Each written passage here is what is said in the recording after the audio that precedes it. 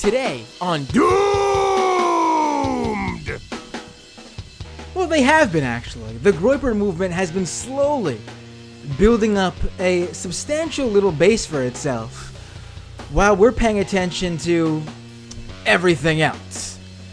Today on the show, Devin Burghart, president of the Institute for Research and Education on Human Rights. Okay, how are you? I'm doing okay as well. I have to send, of course, greetings from the Northwest anarchist jurisdiction, to our comrades out in the out east. Building. We don't have any connection anymore with the outside world. Broadband speed is extremely low, as you can see from our low quality 4K offerings. Very low quality on the video feed. Well, that's a good thing because, if we had that 5G up and running, then it would cause, the COVID-19 to, trigger the vaccine, which would then turn us all into one race. So, we got that safely out of the way. We can march forward to victory. Right. Speaking of coronavirus, last time you were on, we were discussing your report on how the white supremacist movements were taking advantage of the coronavirus. I assume they're still doing that. Oh, hell yeah. Yeah. It seems like forever ago that we were talking about that, but in the court after doing your show, we got what I think was a bit of the Binder bump. We got coverage in the New York Times and the Washington Post and a whole clearly the Binder bump. That's all because of the Binder bump, right? Yeah, absolutely. At least I'm going to attribute it as such. But they have been incredibly active at trying to utilize this chaotic period to try to both bolster their ranks and or encourage some kind of an upcoming conflict. It has frankly been impossible to keep track of all the activities that are going on the ground. And it's a period unlike I've ever seen. And it's in that instance, it's really worrying for the short term, but also kind of paying attention what happens after November and how this stuff plays out is going to be a big thing for all of us to start thinking about and considering, what this looks like going forward, irrespective of the results. Right. And we all know as of now that the results possibly might not even matter. Yeah, well, there is that. Yeah, there is that absolute contingency. And there are, militia groups and others like we talked about last time who are kind of preparing for that scenario and looking for, kind of marching orders to get on the streets to either slow down recounts or to, essentially be a Brooks Brothers riot in fatigues and body armor, or to prepare for the Civil War that's kicked off from there. So, yeah, it's, cheery times. Right. Sounds great. So let's we get excuse me. I told you before we went live that I am trying to suppress this cough. I will try my best during this episode. No worries. So I had you on the show because, in fact, before we even talked about you even came on the show to talk about the coronavirus and white supremacists taking advantage of it to push their agenda. You had put out this great report about the Groiper movement. And I wanted you to come on then to talk about it, but then the coronavirus hit, and it seemed like the other episode made more sense to do because it seemed more pressing. But now that we're sort of heading towards the election, and there's all different sorts of right-wing groups coming out of the woodwork, and of course the rise of the QAnon conspiracy really taking over everything to the point where these white supremacist groups are probably jealous about it. They probably wish they were taking up as much as the press says QAnon is. Oh, absolutely, yeah. They don't know what to do with it, frankly. They're just as shocked by it as I think the rest of us are that it caught on the way it did and has kind of taken a hold in constituencies where they've been really unsuccessful at reaching, soccer moms and the whole kind of online mom culture that exists on Facebook and places like that, where they're reaching audiences that would never have been attracted to the stuff that Nick Fuentes and his ilk are doing. So I think they're sitting back taking notes, trying to figure out, okay, who are our messengers? How do we get to those crowds? How do we get into that space?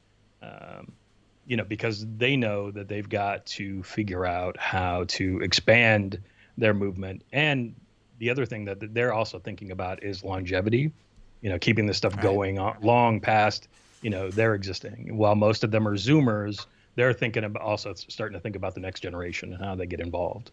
Right. Yeah, I mean, they should have thought that if you just convince the wine moms, the soccer moms, the health moms, the anti-vaxxer moms, that there are child trafficking rings stealing children off the streets and forcing them into uh, all sorts of different types of situations, then yeah, they could have been just as big as QAnon. Of course, the satanic stuff too. Yeah. Yeah, makes perfect sense. In 2020, I guess it does, but yeah, it's insane what we're living through. But yeah. Now I just want to note that I'm getting hardcore feedback in my headphones now. I don't know why that is. From myself, if do people on the feed hear that? I just want to, because if so, I'll try to edit it out later on. But we'll just roll with it right now because it seems like it's a Skype thing. Anyway, though, let's get right into the Groipers. Right on. First of all, for people who are tuning in and have never heard of this group before, let's let them in on this little secret, I guess. Who are the Groipers? Well, it's really a great time to be talking about it because, this week, I'm sure you probably know that the trial for one of the leading advocates in Charlottesville started, the so-called crying Nazi Chris Cantwell. His trial is starting for the kind of violence that happened in the wake of that. And that was the kind of moment in which was the death knell for what had become the alt-right, the kind of constellation of groups that had, formed around things like Gamergate, as well as the kind of white nationalist posturing of folks like Richard Spencer. And that stuff all came to a crashing halt primarily around Charlottesville.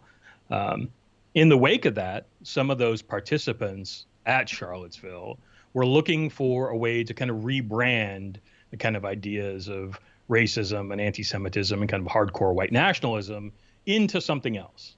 And, they came up with this idea, once again, borrowing from the kind of conspiracy culture that exists on the Chans and developing what they called the Groipers.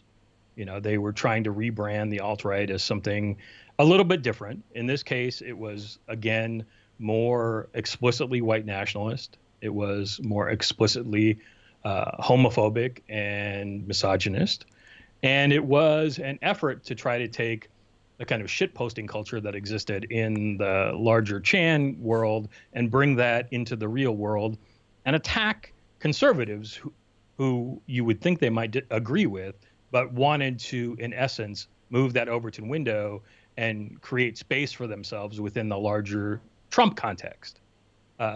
So you had folks like Nick Fuentes, a white nationalist influencer, if you will, who carved out initially a space for himself on YouTube, now has his own channel doing a nightly show, which is half white nationalist routine, half comedy act. And you have folks like Patrick Casey, who runs the American Identity Movement, which used to be Identity Europa, and another number of other figures who all kind of came together to create this network of folks who were going to both to try to mainstream white nationalism, but do so in a way that was adversarial to other folks in the conservative movement. So they really chose a few targets in their place where they were having the most influence, and that is on college campuses. So they looked around and decided that Charlie Kirk was going to be their big target. And they, starting in 2019, relentlessly harassed him and others like him, around issues like immigration and race to try to, I think, one, raise their visibility on the backs of what Charlie Kirk and the folks at Turning Points USA and other groups like that were doing, but then also to, kind of really make some space for themselves and their ideas in the kind of Trump sphere, right? As Trump talked about immigration and made immigration kind of a central focus, they made sure that they were doing that. And not only did they push folks like Charlie Kirk to move even farther to the far right on this issue, but then they were also really good at, in so doing, in that kind of shitposting confrontational way, both online and in the real world, make a space for themselves amongst a lot of campus Republican groups. So now they've got a whole series of these organizations that have the imprimatur of college Republicans, but they are run by Groypers who are using them to kind of carve out niches for themselves on campus and make their ideas more palatable. Right. And so that's where we're at kind of with the Groypers and how we got to where we're at. Now, why exactly the Groiper movement itself? When, from what you're telling me, this sounds like just another Identity Europa play. Like, they were all about hitting up the college campuses and trying to convince young Republicans to join their white nationalist ranks. Why specifically did Patrick Casey, right? That's his name? Yeah. Why did he make this move from focusing just on building his own organization into this broader Groiper movement, do you think? Part of it, I think, was that for Casey in particular, he saw that the kind of surreptitious activism on campuses, primarily that Identity Europa and later the American Identity Movement had, with stickering and putting up placards and things like that, was insufficient at reaching a larger audience, right? They needed a platform which would give them more visibility. And someone like Fuentes, who's, young, charismatic, sharp on his feet, really provided him an audience, particularly online, that Casey and American Identity Movement didn't have. So combining those forces meant that they had a much larger pool of activists from which to draw, and it also allowed them to get into the game, around the Trump campaign and those kind of larger issues. The biggest difference between what Casey was doing with Identity Europa and what the Groypers are doing is wearing the MAGA hat, right? Putting on the kind of Make America Great Again facade as part of that, appeal to normies.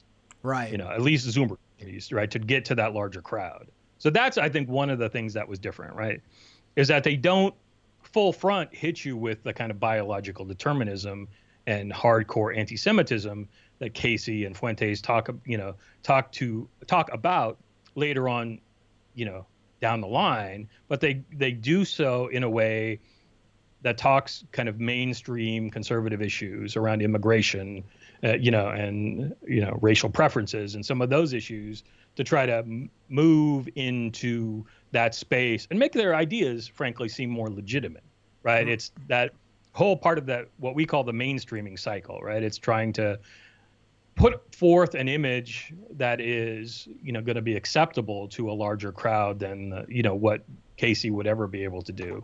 Right. So I think that's part of the reason. Does that make sense? Right. Yeah. I think so.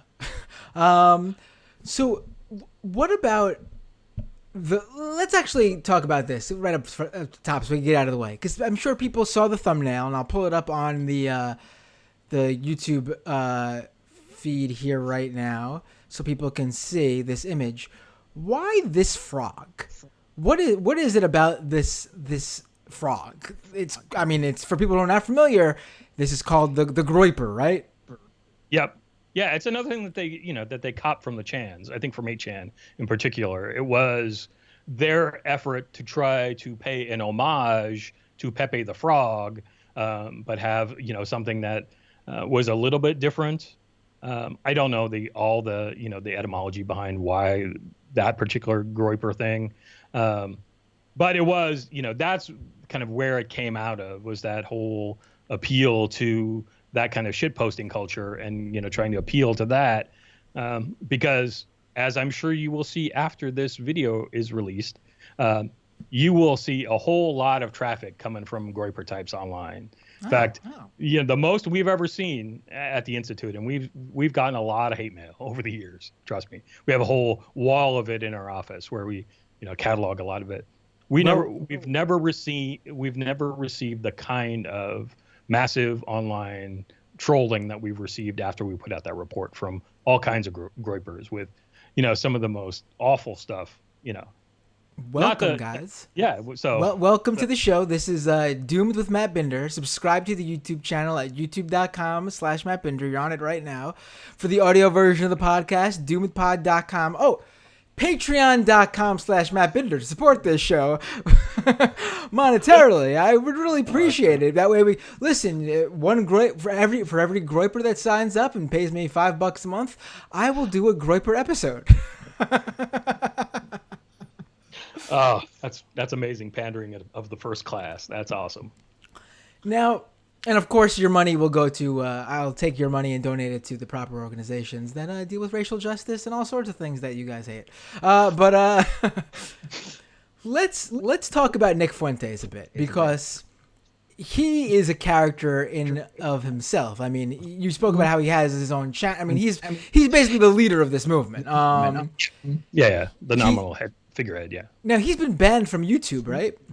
Yeah. In fact, he's worked with some other Groipers to develop his own. He's got his own platform now, right? Because he's been banned from YouTube. He's gotten I think a couple strikes on D Live. So he's developed out his own platform. That includes a kind of Patreon-like subscription format to try to make a space where he's going to be less likely to be shut down in the future. And also, I think it's a pretty good profit generating revenue. It's a revenue generating source for him as well. Right. And to get, a strike on a platform like D Live, one of these like third-rate YouTubes, I mean, you got to be doing something really messed up, I guess. I mean, they let a lot slide. Oh yeah. Well, he and his ilk have been doing quite a bit of, sliding.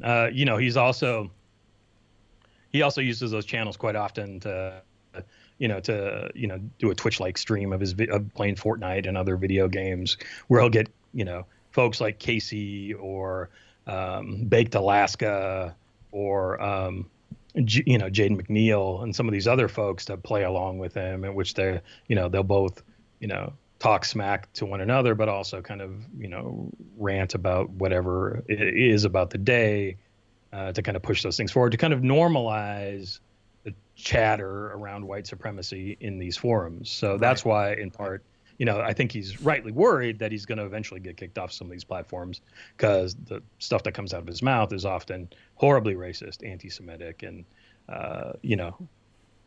encouraging a lot of folks to do a lot of really bad stuff. Now, I see some people in the YouTube chat are still a bit confused about what a Groiper is. So let's not move to Nick Fuentes yet. Let's put it this way. Okay. Yeah, cool. They don't like someone like Richard Spencer, even, the Groipers. So what is the difference between a Groiper and a Spencer-style white nationalist alt-right figure? I think one is, they're not going to adopt all of the traditional trappings of white nationalism. They're going to use more, more normie words. And I think they're also cognizant of the need to play the game, right? They're really conscious about image and identity and playing to a larger crowd. Right. It is, that's a really important aspect of this, right? Is that they're smart, and they're quick, and they're good at playing to those crowds. And unlike Spencer, who, is a millennial, these Zoomers aren't putting up with any kind of nonsense, right? They're not playing to in the same kind of crowds. Although, they have shared the platform with one another, and they've, both of them have appeared at the American Renaissance Conference and other white nationalist events. It's not like these folks aren't tied in to that white nationalist world. They just have less use for it than Richard Spencer did when he came up, and started with the National Policy Institute and, started running his show, right? It was a different time, and it's a different generation of folks who have different levels of connection to both the ideas and the personalities behind the white nationalist movement. Right. They're kind of doing the stuff, on their own from what they've learned in the past. I kind of think of what, Fuentes is doing is like what David Duke was doing back in the, after he went to school, and was, after he took off the armband, the Nazi armband, and, stop marching around trying to, advocate for gassing the Chicago 7, he developed that more mainstreaming approach and was trying to reach, that general audience, that, the kind of esoteric Nazism that Richard Spencer was really into and like to talk about on alternativeright.com and Radix and all those other forums, is just not where Fuentes is, right? Fuentes and those guys are really interested in engaging every single day around current events, around what's happening in the world, and kind of trying to carve out a space with humor and with, sarcasm and with, vicious attacks on their opponents, to kind of try to make that, make a bigger platform for them than Spencer ever, I think, dreamed of. Right. And interesting that you brought up David Duke, and it's also somewhat interesting too, being that the Groypers are trying to be this sort of modern fascist group. But it seems like more so than the alt-right, the Groiper movement is actually trying to bring back the sort of ties with Christianity that the old school white nationalist groups had. Whereas, the alt-right and the Richard Spencers out there, I'm not saying they are secular, but they spoke about this stuff more secularly than what the Groiper movement is sort of trying to do, and what the old school like KKK tried to do. They tried to tie it directly to, Christian fundamentalism and religion. And it seems like, Fuentes is trying to do the same thing, which is interesting, obviously, as he tries to be more modern and more, internet meme savvy. Yeah, that that kind of appeal to tradition and traditionalism is part of Fuentes' brand. The thing that differentiates what the Groypers are doing from even the Klan, when they were trying to do something similar around tradition and traditionalism, is that, for the Klan, in all of their eras, women had a place, right? That they're, while it was a super gendered, very patriarchal role, as being the caregivers and the child rearers, there was a place for women. And in fact, the Klan in the 20s had a women's auxiliary and did all kinds of other things, to reach out to women. For Fuentes and the Groiper crowd, they are explicitly misogynistic to the point of not allowing women's participation at all. In fact, Fuentes has argued quite often that women shouldn't be allowed to vote or participate in any kind of politics. So that's, an extreme position, even amongst white nationalists, right? To carve out that kind of hyper misogynistic position is something that differentiates this new generation, particularly amongst the Groypers, from anything that's gone before them. Right. I mean, that's an interesting point, because thinking about it, I can't think of any, excuse me, I can't think of any female Groypers I've come across. I mean, I don't think it exists. It sounds like it doesn't. I mean, I'm sure there's a few, but yeah, I mean, I think there are a few on the kind of on the outskirts, folks like Cassandra Fairbanks, and some of those other folks. And she's then a of course Groyper. Would she consider herself to be a Groyper? I don't think she's a Groyper, but she's kind of on the periphery of them, and she likes to report about them and some of their activities. And then of course you have the extremely odd position amongst the Groypers that Michelle Malkin has. Oh wait! Let's not get there yet. She's all right. She's holding a special place during this discussion. Okay. Because this is a whole that we'll get to that in a minute. You could already tell I'm getting all. Jeez, it is. To me, that's the whole reason you're really here, to be honest. No, but let's now talk a little bit more about Nick Fuentes, even outside of the Groiper movement, who he was before this movement really kicked off. Because, Nick Fuentes is someone who, we're discussing the differences between a Groiper and the alt-right and Nick Fuentes and Richard Spencer.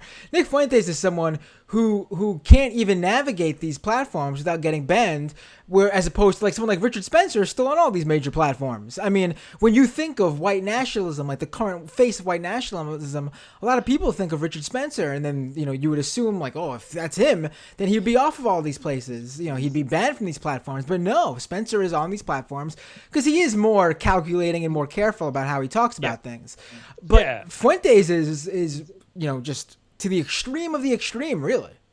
That's the thing about Fuentes, is he's always trying to push that envelope, right? He's always trying to offend. He's trying to look for, vulnerabilities of people. He's trying to look for buttons he can push. He's trying to make a name for himself by stepping on other people. And that includes, the public fights he's had with Richard Spencer and a lot of the other folks in the alt-right, trying to, use them as a platform to kind of step his way up the ladder of visibility.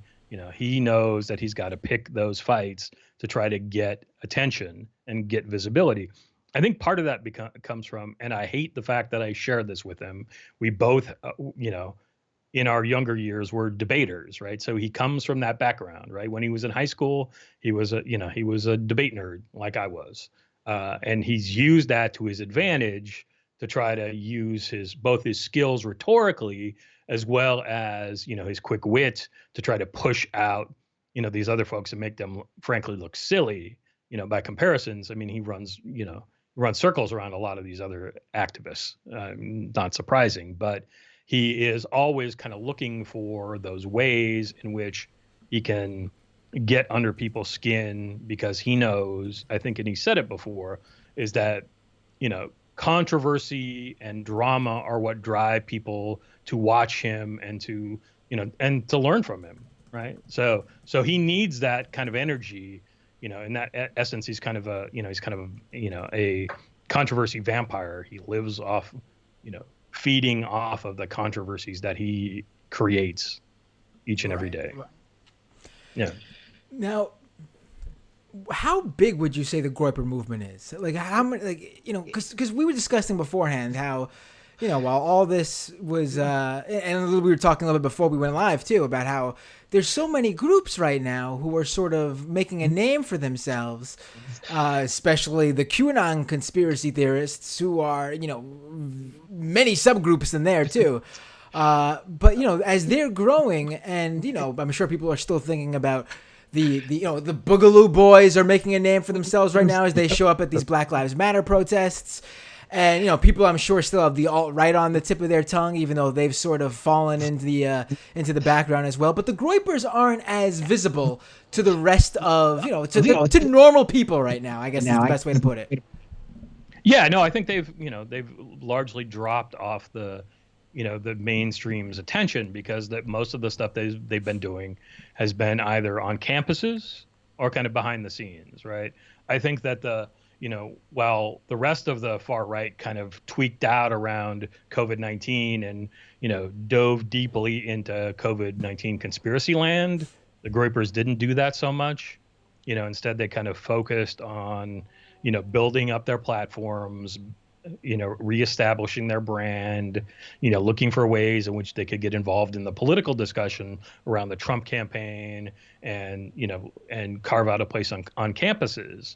So that's where they've really been much more focused than kind of on stuff that's going to gain a lot of mainstream attention, which is also, really difficult because they are, a challenging group. Size-wise overall, the Groypers themselves as a network don't have a ton of people. It's probably 1,000 or so, but they've got big followings of folks who are at least tuning in to either be supportive, and provide them funds, and or at least curious, they're Groyper curious, if you will, about what's going on. And that's one of the things we always look for, are those spots on that kind of conveyor belt of radicalization where people step on and kind of get further and further drawn along the line. And the kind of, routine that Fuentes and some of those folks have on these platforms does just that, right? It's, they could start by talking about Fortnite or about, another video game, and people could, start to, kind of get into what they're talking about, and they get kind of further drawn farther and farther down the line. So that's one of the challenges. And then, like I said, they've been really good at, where they have a base, right? Most often where they've already engaged in the kind of fights around the Turning Points USA and the Charlie Kirk type stuff, where they've gotten some leadership there. They're now taking over college Republican chapters, right? And using that as a platform to further mainstream their image, right? They're wearing the MAGA hats and they're showing up at the college Republican events, but they're Groyper all the way. So if you look at a place like, at Kansas State, where you've got someone like Jaden McNeil, who's, said some hardcore racist and anti-gay stuff, he runs a group there called America First Students, which has a pretty big influence. And it was actually because of his response to the George Floyd killings, where he's posted some horrible stuff on Twitter, that the next morning I saw, it was the first time and probably thankfully the only time that I'll see our work quoted on the sports page of the Washington Post, because in response to that, you had a group of K-State football players, talk about boycotting the season because of the horrific nature of the language that he was using around George Floyd, and taking a real strong stand for racial justice in that instance. It's really super powerful, and it was really awesome. We got a chance to talk to some of the players who were leading that charge, and they were remarkable in their poise and their steadfastness about standing up against this kind of stuff, and they didn't want the university to be representative of that. Right. While that's happening in one place, in other places like in San Diego, the San Diego State University chapter of the College Republic is run by another Groiper, who's really active in this, and the Groipers there. Their dad is actually the chair of the San Diego Republican Party. So, they have got, they are one of those classic examples of where they've got that pipeline from the margins to the mainstream. Right. Now, I think one of the things to focus on is that for people who aren't familiar with the Groipers, and we were talking about it, again, another discussion we were having before we went live, how the Groiper movement has sort of focused its ire not on the usual suspects. Like, this isn't the alt-right who's tiki torch marching in a town so that they could bother the people who live there. This isn't the Trump 2020 guys showing up at the lib protests to troll the libs. This isn't, the Boogaloo Boys showing up at a Black Lives Matter protest to try to spark a race war. The Groipers seem to be, at this point, so far, focused on counter-protesting the right. People who aren't as right as they perceive themselves to be. Well, yeah, it's true that some Groipers kind of individually or in small groups will show up at some of these counter protests. Fuentes and some of the others appeared at some events in Florida early on in the after the killing of George Floyd. They've shown up in other places with and in and around the kind of Boogaloo Boy types, but by and large, they're most interested in pushing on the right and trying to get them to move further to the right and or absorb them, right? They're looking to find a place within that larger movement for them and their messages. So they, really try hard to, at least when speaking to those crowds, speak the language that appeals to the lowest common denominator, right? Where they can find some agreement, and which is also some disagreement with, the likes of Charlie Kirk around, issues around, undocumented immigration or around, the numbers of documented immigrants we let into the country. All of those kind of things, just kind of continually pushing them to the right, outside and becoming an outside pressure group, to such a degree, particularly around immigration, like what folks like Stephen Miller are doing from the inside. Well, he's pushing it on the inside, they're pushing on the outside and trying to create this balance, which is shifting everything to the far right. Right.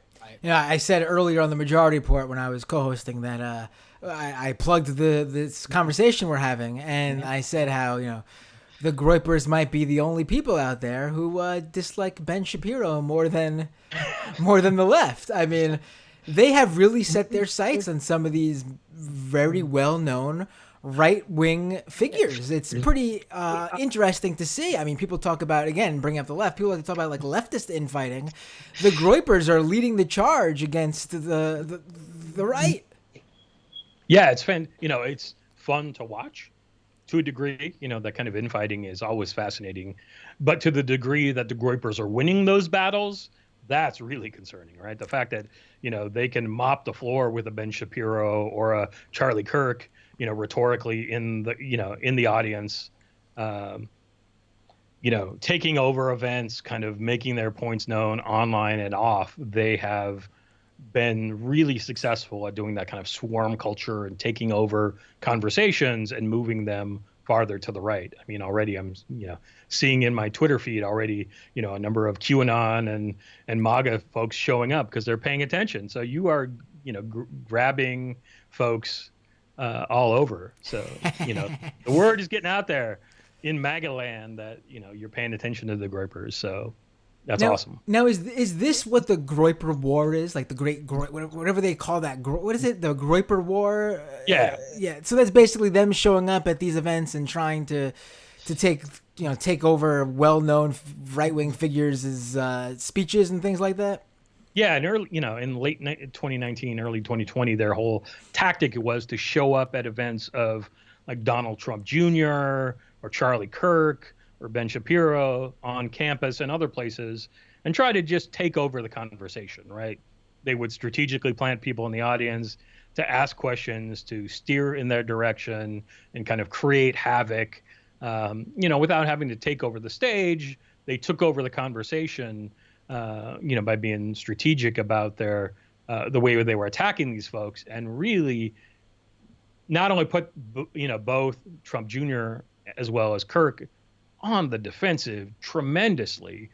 They also, in each of these instances, got tremendous amount of press coverage, right? Right. They show up at these events, they generate a buzz, and that drives new members to their efforts, right? It generates a whole lot more people, at least following what they're doing.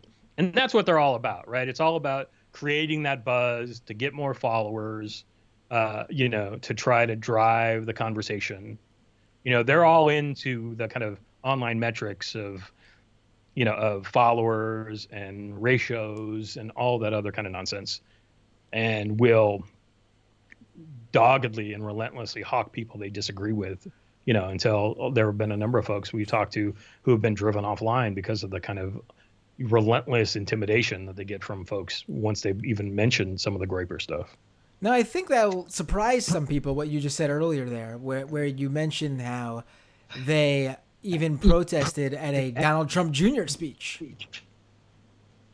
Yeah. I mean, that's the thing is, they are willing to be critical of anyone if it'll create controversy, create some buzz around them. And, Don Jr. wrote something in his book around immigration that they weren't happy with. They called him on it. They tried to push him and, push his agenda farther to the right.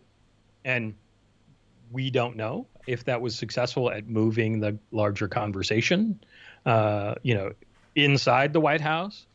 But it clearly created some space for Stephen Miller to do all kinds of heinous stuff around immigration inside the administration. And that's what they've been really successful at, is making it seem more appropriate to have those kind of conversations that could include, what we're seeing today in the kind of news about, forced hysterectomies or putting kids in cages or any of the kind of self-deportation nonsense that the administration has been really driving home and pushing as part of their larger agenda. They're creating more political space for that in and around the edges of these larger conversations and making it more palatable, and particularly appealing that stuff to a younger generation who probably, without the influence of these folks, wouldn't be paying as close of attention to issues like immigration as they might to other issues that are more salient to their daily lives. Now, how focused are they on particular issues? Like, what are, obviously we discussed the tactics and the overall ideological differences, but in terms of, I guess, policy specifically, is there something the Groipers are more focused on than, say, other sort of white nationalist groups, the alt-right? What is their overall focus? Well, while generally they have, an overall political platform that runs across pretty much all of the issues, immigration is the one that they've narrowed in on as the thing that'll get them to the mainstream, right? They know that the Republicans in general aren't as extreme on it as they would like. They know that it has some resonance. And with Trump out there beating the drums for, nativism all day, every day, they think they've got a space for it, right? And I think they're right, that you start to see public opinion polls moving on this stuff amongst younger people because some of that conversation has been directed to them in these online spaces that didn't previously exist, and it hasn't had the same kind of push in the past. Kind of mainstream nativist groups like FAIR and Numbers USA and these other groups that have been, beating the nativist drum for 40 years haven't found a way to get this issue into the conversation amongst Zoomers and young people generally. So this is an opportunity to do that in a way that is both, racially as well as policy driven, right? They have both sides of it, right? They're able to, engage in a kind of, a larger white nationalist conversation about culture and identity and belonging, and what that means. But they're also able to engage in it at a kind of a policy level, whether it be around TPS or around quotas or around everything else. They're smart enough to figure out ways in which to engage both sides of that, which also makes them different than a lot of immigration, anti-immigration activists of the past. They combine those two really successfully, at least in their, in their online banter. One thing I keep thinking of, you keep mentioning the Zoomer aspect of the Groypers, and I have to think that these guys have tried to start something on TikTok. They have, actually. Yeah, Nick Fuentes got kicked off of TikTok. He tried. He did two things. One is he tried to use TikTok to try to reach, that audience. And then he also did, I think he did a Zoom bombing of the TikTok CEO's quarterly briefing or something, and, tried to, again, create to do a stunt to create a controversy in which he could find a space to, talk about his nonsense. But yeah, they've tried a couple times in a couple different ways to get on TikTok, as well as Instagram and, the other folks who are kind of, younger generations are having those conversations. They haven't been successful. Fuentes himself hasn't been successful getting back on there, but I know they're going to keep trying, right? Right. It is, it's like a tube of toothpaste. You squeeze at one end, it just moves to another. They're always looking for the newest ways and the kind of different approaches to appealing to young people. Now let's talk about the moment I've been waiting for. Let's talk about Michelle Malkin. We need some fanfare for this. Oh my goodness. Right. Yeah. Let me see if I got something here. 1 second. I gotta have something. Give me a minute. I don't know if you'll hear it, but let me see here. Got a sound effect. Oh, DJ air horn. Here we go. No, Michelle Malkin. Michelle Malkin has become a mother figure for these guys. I just think this is hilarious.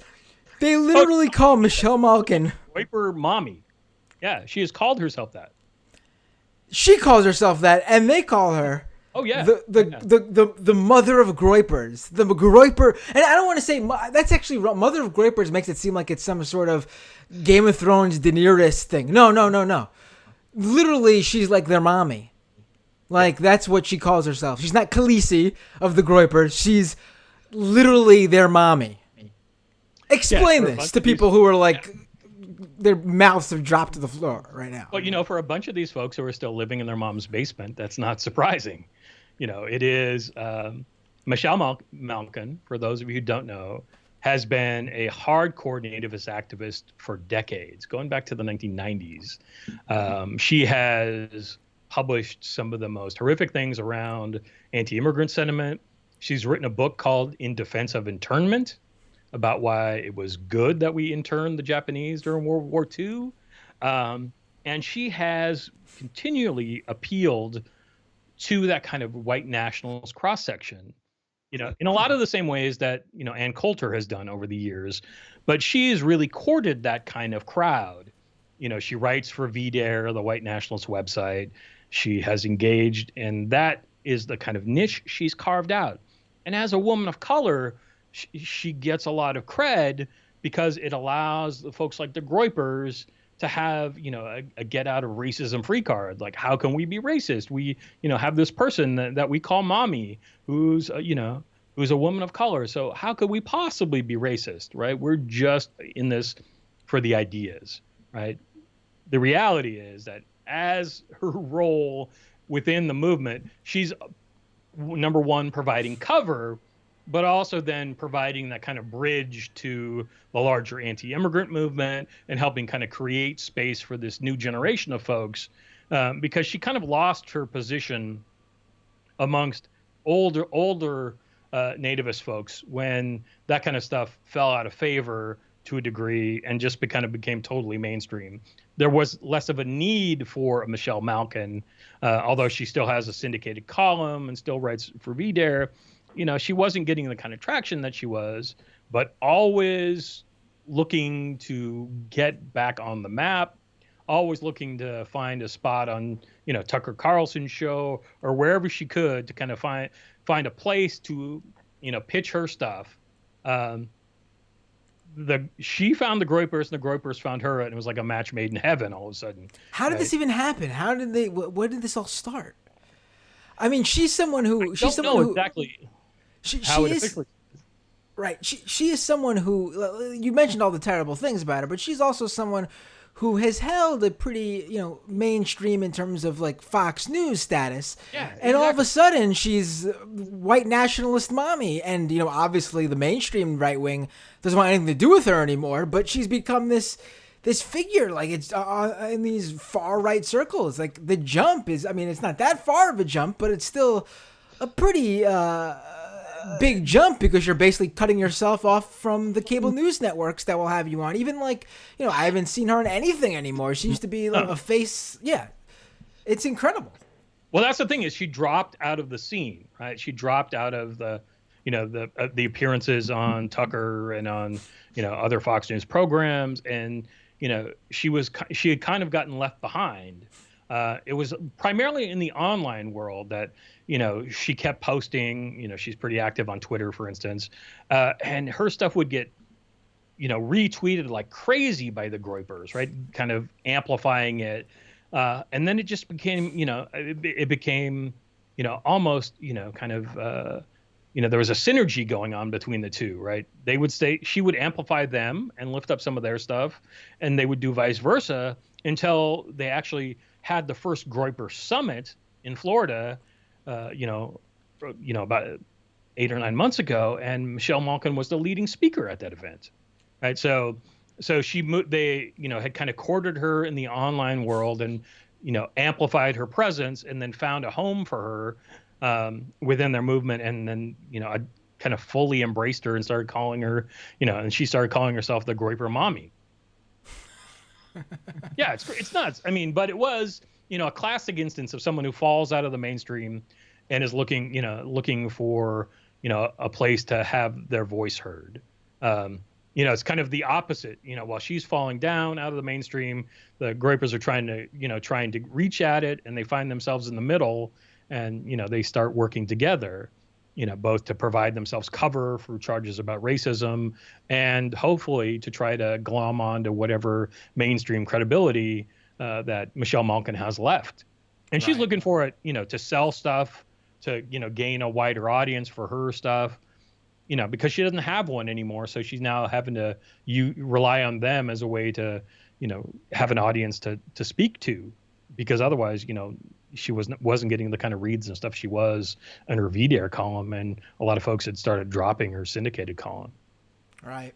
Now, we talked a lot about the Groypers basically interrupting other people's events. But then you just mentioned now that they had their own sort of conference. Tell me a little bit about that conference. What was that all about? Yeah, it was the first real effort to try to solidify what had been a mostly online effort, right? They held it down in Palm Beach after they had done things like harass Charlie Kirk at another TPUSA event. Now, this was before the pandemic, right? This was before the pandemic. This would have been late last year, like December. Right. So a lot of their on the ground strategy, which seems to be completely how they operate, trying to gain attention by interrupting these events, seems to have been interrupted by The pandemic. Oh, absolutely. Yeah, that's part of the reason why they went dark, right? Is they didn't have the same opportunities to engage in this kind of in the same kind of confrontation that they would have had if, campus would have been back in session and they would have had, all these, political campaign events to troll.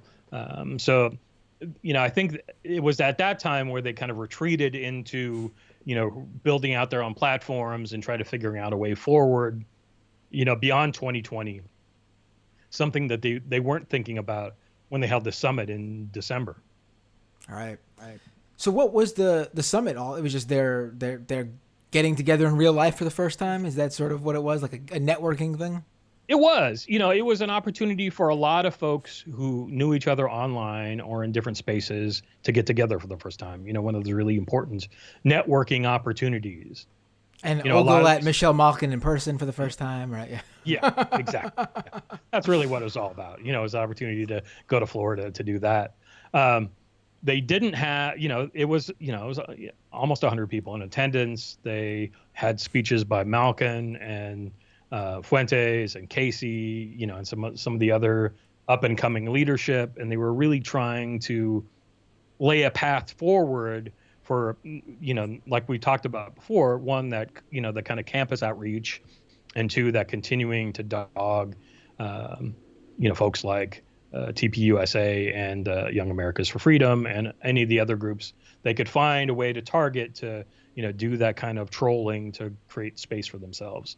It was important because a lot of these folks, kind of came out of, these Zoomer types came out of more mainstream conservative circles, right?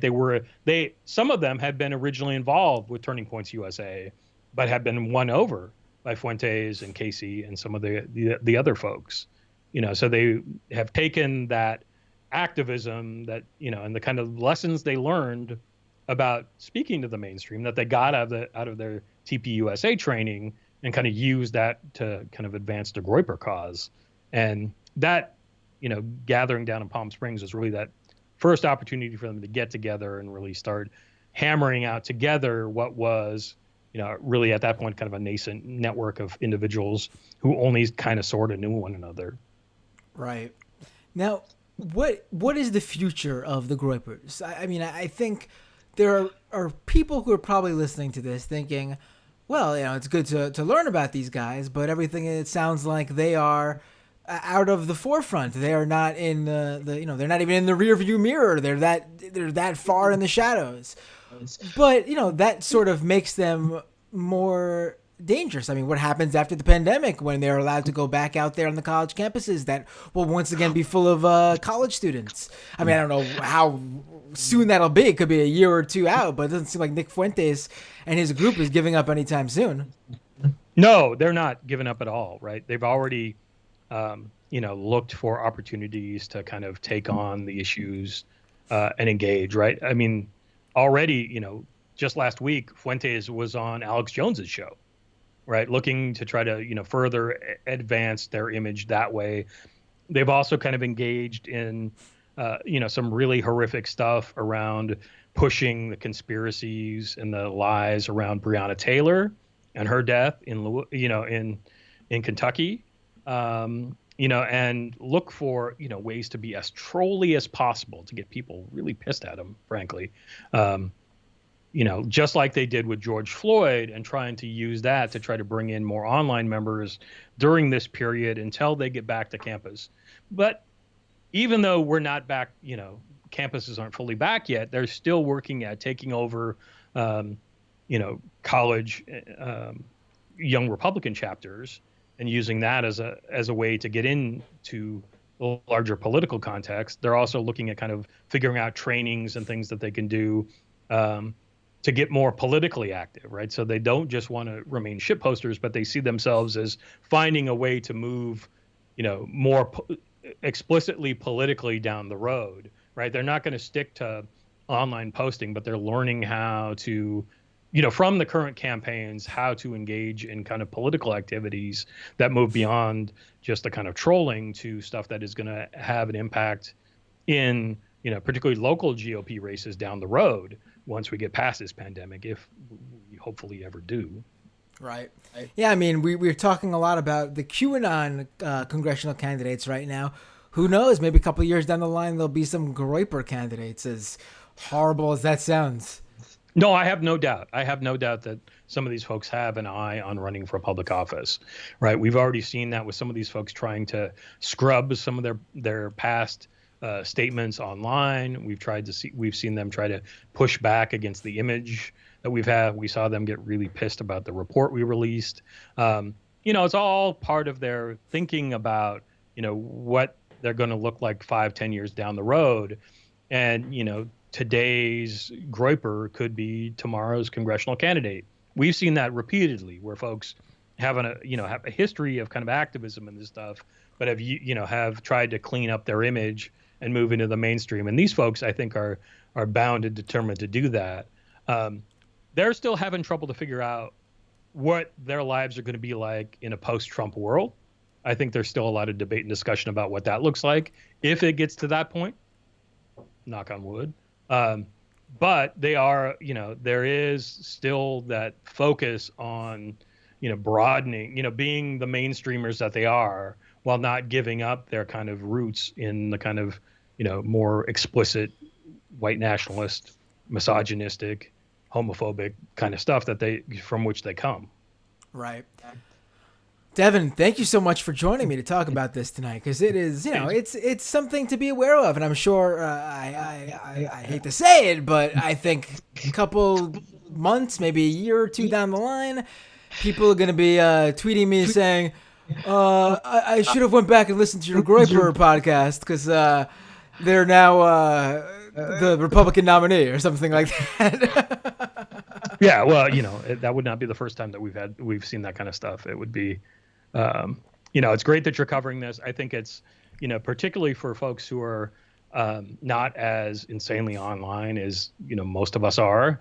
They have no idea that this stuff is going on. It operates in a kind of completely different world than most folks are used to. So it's really good to start bringing this stuff to people's attention so they can start paying attention when this stuff continues to roil around in, whether it's on campus or, it's in an election, or if it's in a community where this stuff is going to start to play out.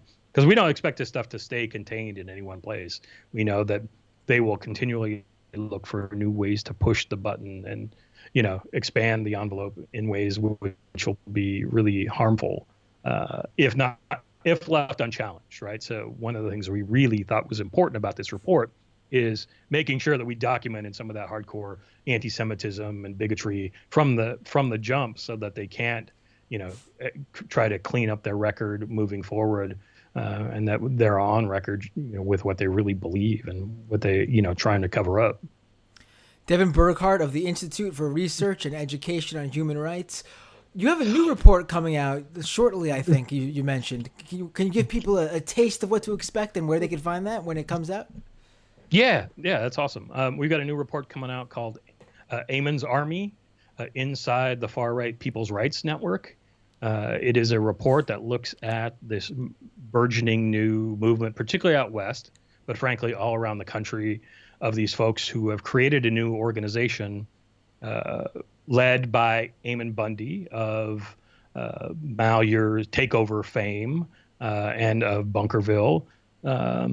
He is an activist that has developed a network that has 153 local leaders in 16 different states and over 30,000 members now at their core, trying to promote an idea which fuses together kind of militia ideas with the kind of COVID non-compliance, anti-masking, anti-vaxxing kind of nonsense. Even a bunch of QAnoners are involved in it, and trying to use that to create an army of non-compliance around COVID restrictions, environmental laws, and everything else. So it's a huge deal.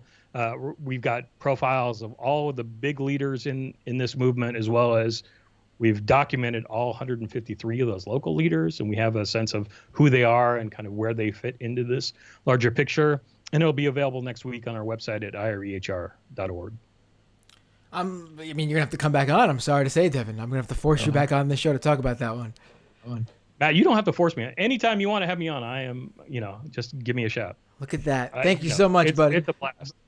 Yeah. Oh, you're too kind. I think you're overestimating this a little bit, but but thanks again.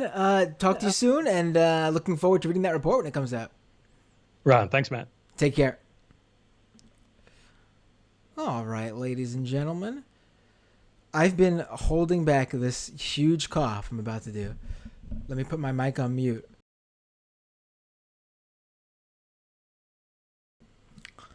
I don't know if I could do the full second half, but because I love you patrons, I'm going to try my best.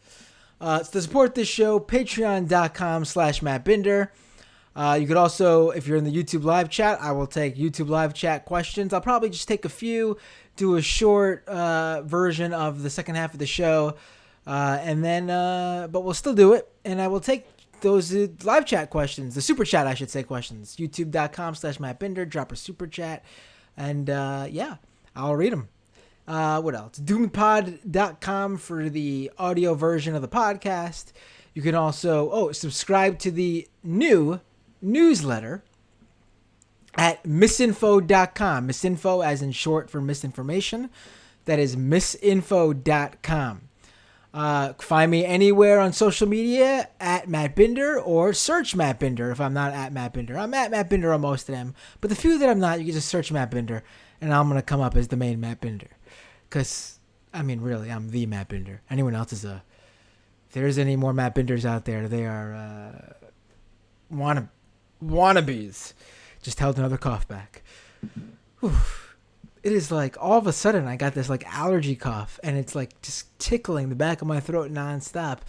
I got really lucky on the Majority Report, which I co-hosted earlier today. You could watch that, youtube.com/SamCedar, where it wasn't really affecting me that much. But then after the show, it was just like full on. I'm like coughing all day now.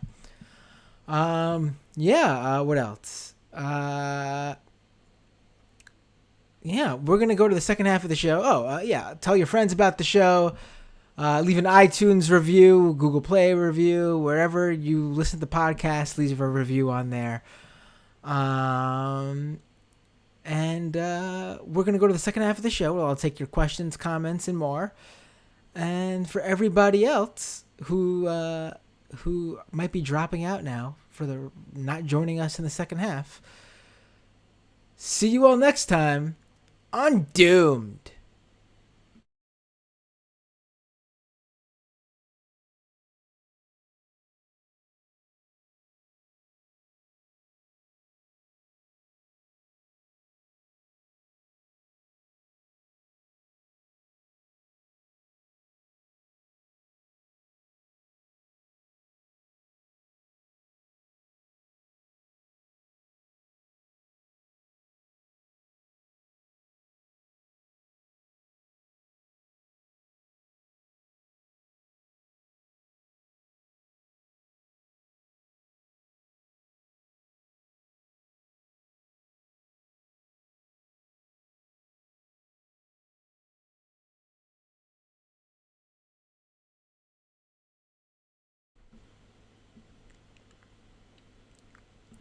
All right, we're back. I got a refill of my drink.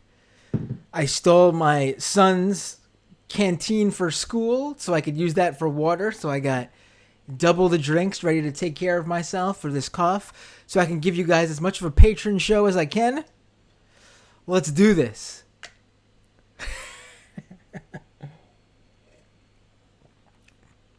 Miss Heathen says Matt needs an outro song. I'm on it already, actually. I need a new intro song, too.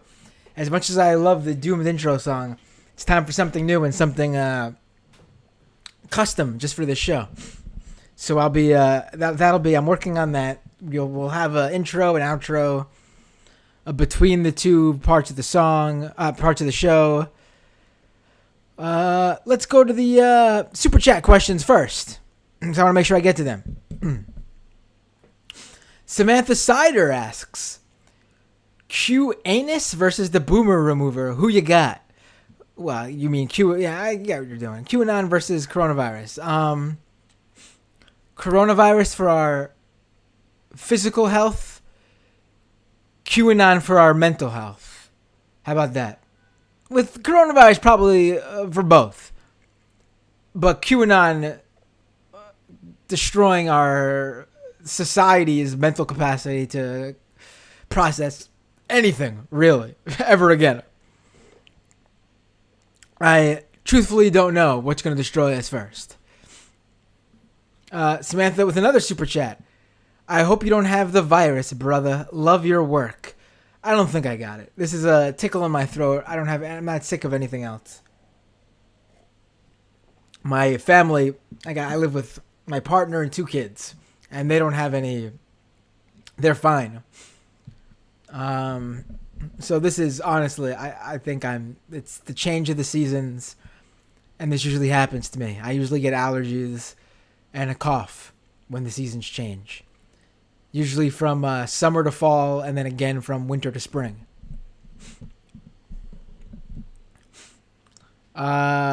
Zach with a super chat.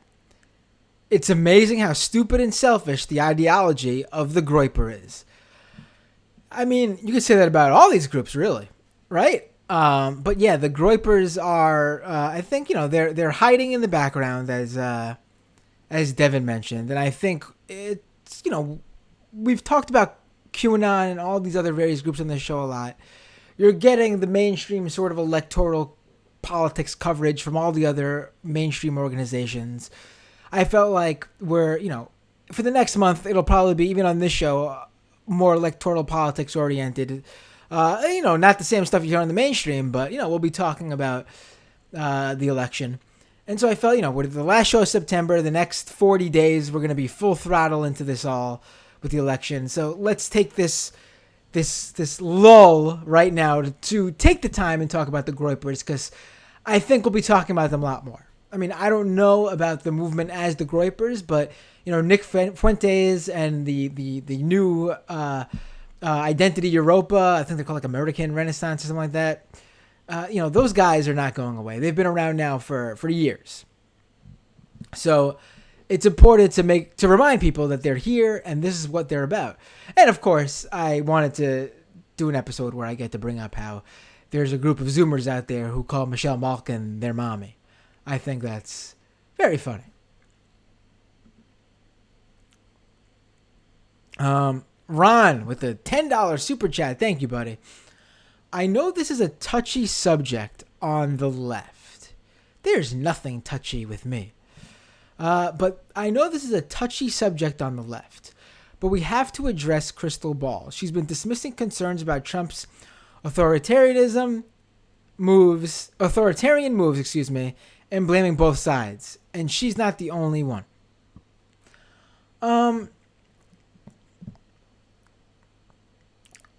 I don't want to talk about this right now. No, I'm joking. I actually addressed this sort of earlier today in the Majority Report. We were talking about... I forgot what we were talking about, actually. It came up, though. Oh. We were talking about the libs right now and how they're acting. And I actually stood up for the libs right now because I think the libs are in a okay place right now. I mean, obviously, they're not focusing on the policy goals that we want, but they are focusing rightly on Donald Trump and the right. And I'm telling you guys, it's not every day you hear some sort of mainstream liberal and an everyday Democrat call fascism out as fascist. And they're doing that now. It's because of Trump, and we need to keep on this with them. Maybe we can radicalize them into becoming leftists. But, they're in the right place right now. Whether it's because they understand what's going on or just simply because of their hatred for Trump. I mean, we got 40 days till the election. And I mean, I'm not going to talk about who you should vote for because that's not what I do on this show. And I think that's a terrible strategy. I just say, think about what's going on and vote strategically in a way that you think is the best way forward. I know my strategic way of voting is to vote for Joe Biden. Am I happy about it? Of course not. But it's what I think needs to be done for various reasons. But again, my argument to the left is we've extracted everything we can out of Donald Trump at this point. In terms of, if Hillary Clinton won, the left would have extracted as much as they could out of her presidency as well, whether it be radicalizing people, growing the different leftist organizations. Democratic Socialists grew under Trump. I'm sure it would have grown a different way under Hillary. But at this point, after 4 years, we've extracted everything we can out of Trump. And it's clear that we are now being hurt in both directions. The left is no longer extracting any sort of positive gains under a Trump administration. It's taken everything it could, and now what we've got is, on the right, we've got a growing fascist movement that's the Trump administration and the Republican Party. And then on not the left, but on the center to center left, we have a blue wave that's basically voting for whomever they're being told by the Democratic Party is the way to beating Trump. And that happens to be the centrist Dems, who are unfortunately rolling over a lot of leftists. Now, we've seen a lot of great leftist victories. Jamal Bowman, Cori Bush. Obviously, early on, we saw AOC. And we have the Squad now. And various other, local and statewide races. But, for the most part, we have been losing, the left has been losing a lot of primaries to these sort of mainstream Dems because, the focus is on beating Trump. And the blue wave came for the left, too. People solely focused on beating Trump are going to vote for the incumbents and the people they see in power because they view them as already having a leg up, unfortunately, in defeating Trump. So with all that said and done, let's now get back to Ron's question. This is what I think. I think Crystal Ball is an ally. An ally. And do I agree with her on everything? No. Do I think she has some bad takes? Yes. She'll probably think I have some bad takes too. But I think, I also think that someone like Tulsi, who I think is horrible, is also not a full-on right-winger. And if she's going to add numbers to a progressive vote, then she could be an ally too. Obviously, I don't think she should be accepted, nor should she lead any sort of progressive or leftist movement, nor should she be the basis of it. She could be like, the friend that you see on the outside, not welcome in the club, but you'll let her come by to give her a high five. But I think Crystal Ball is on a show where even her good takes, which I think she has mostly good takes, I think the show is not, it is what it is. Would I go on rising? Of course I would. I would in a second. And I think it does do some good coverage of certain topics. But also they have a clear agenda, and, Crystal Ball sort of tries to push back against it every now and then, but even she has to, not give enough pushback. I don't think she has to. That's a bad phrasing of it, maybe. But she doesn't give the pushback that some of the things that her co-host says warrants, unfortunately. Overall, though, not to focus on Crystal Ball, though, I think, and I said this in the Majority Report earlier about the libs, I've actually been more bothered by the dumb left right now. Michael Brooks called them the dumb left. The sort of, the true sort of, what is that theory called? Fishhook theory? I don't think that's valid for the vast majority of the left, but there are clearly a number of people who go so far left that all of a sudden they become Tulsi supporters. Some of them are actually even socially conservative. Or they just focus on their hatred of the Democrats more so than they do the far right and the Republicans, who, the Dems might be weak, but the Republicans are straight up fighting against what you want, like straight up fighting against the safety of some of your comrades. I mean, the Dems suck, of course, but it's just not the same. I'm sorry to say to those who view the Dems as enemy number one. I mean, during a primary, yes, because that's the point of the primary. But outside the primary season, right now, especially, Dems aren't enemy number one. I'm sorry. And this is coming from someone who criticizes the Democrats all the time. I've been called a Bernie bro and, all the emo progs. I've heard it all, but I've also focused on what needs to be focused on in the moment. And I think if your focus right now is, and let me say, I'm not talking about people who criticize weak Democratic response to what the Republicans are doing. I'm not talking about people who are focusing on weak Democratic response to the pandemic. I'm specifically talking about people who are still harping on the sort of primary battles. We got to focus on what's in front of us right now, and that's a pandemic, and that's the election. And I don't know about focusing on criticizing the Dems over Trump and the Republicans right now. Again, outside of their response to Trump and the election and the pandemic. You want to hit them for failing to take care of people who are being evicted and who are losing their small businesses and are losing their homes, obviously, I just said evicted, and can't pay for basic necessities because they lost their job. And, they aren't rolling out any sort of welfare for people who need help, social safety net for people who need help. Absolutely. All means, knock them for that.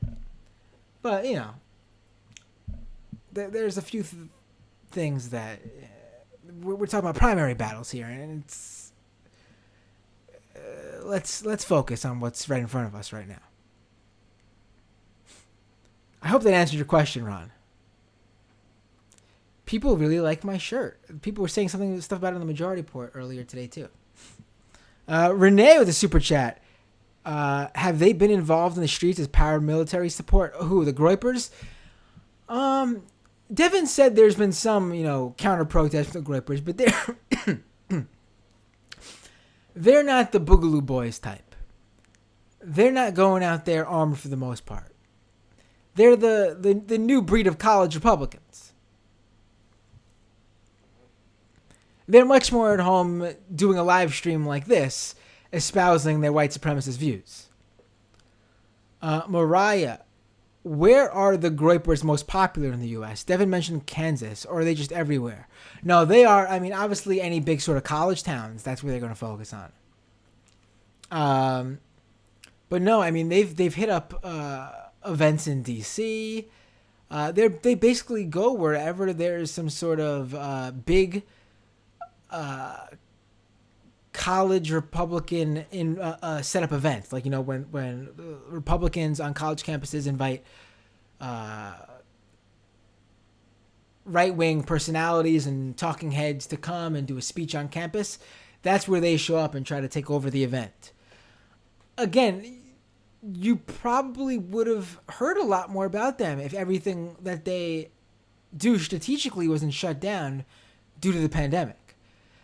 I think this will be an episode where you guys will come back to in a couple of months to a year or two maybe and say, now I remember this all, because I'm seeing it happen right now in 2011, 2021 and 2022. Yeah.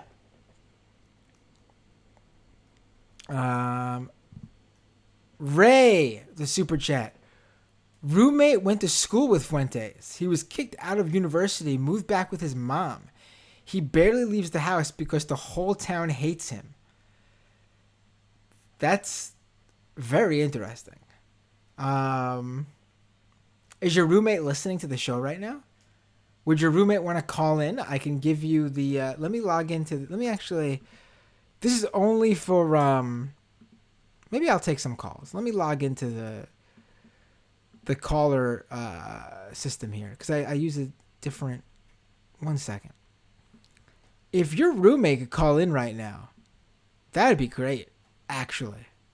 Obviously, if they can't, that's fine too. But let me, and anyone else can call in if they want. Let me just set this up, and it'll help with. Actually, calls would help with me dealing with my cough. People could talk while I All right, so you can call into the show at Doomed Live on Skype.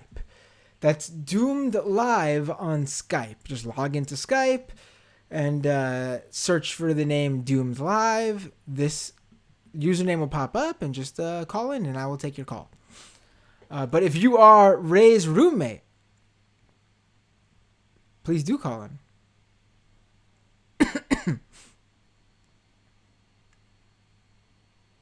Renee says, poor Matt. He'll be permissive right up to the betrayal. What? What are you talking about? Grim says, I'm terribly wrong about my crystal ball take. I know Grim's going to disagree with me on that one. Chain Smoking Lefty says, Crystal is literally funneling Bernier Busters into the right.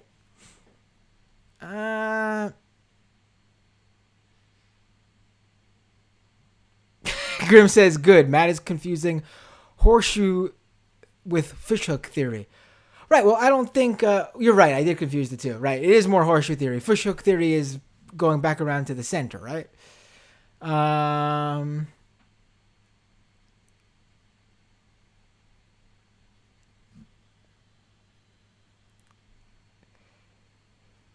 I think Crystal Ball's co-host, what is his name? Cigar? I think he's terrible. He's a right-winger, far right-winger. I think he's got terrible takes. And that's why there was discussion in a Facebook group, the Michael Brooks Show Facebook group, actually, where someone was talking about showing their family members to get them on the left rising. And I called them out on that. I said, why would you do that? That's a terrible idea. I should have told them that rising would just cement their viewpoints. It would just make them think they're right in where they stand if they have right-wing viewpoints. Because whatever Crystal Ball says, even that might be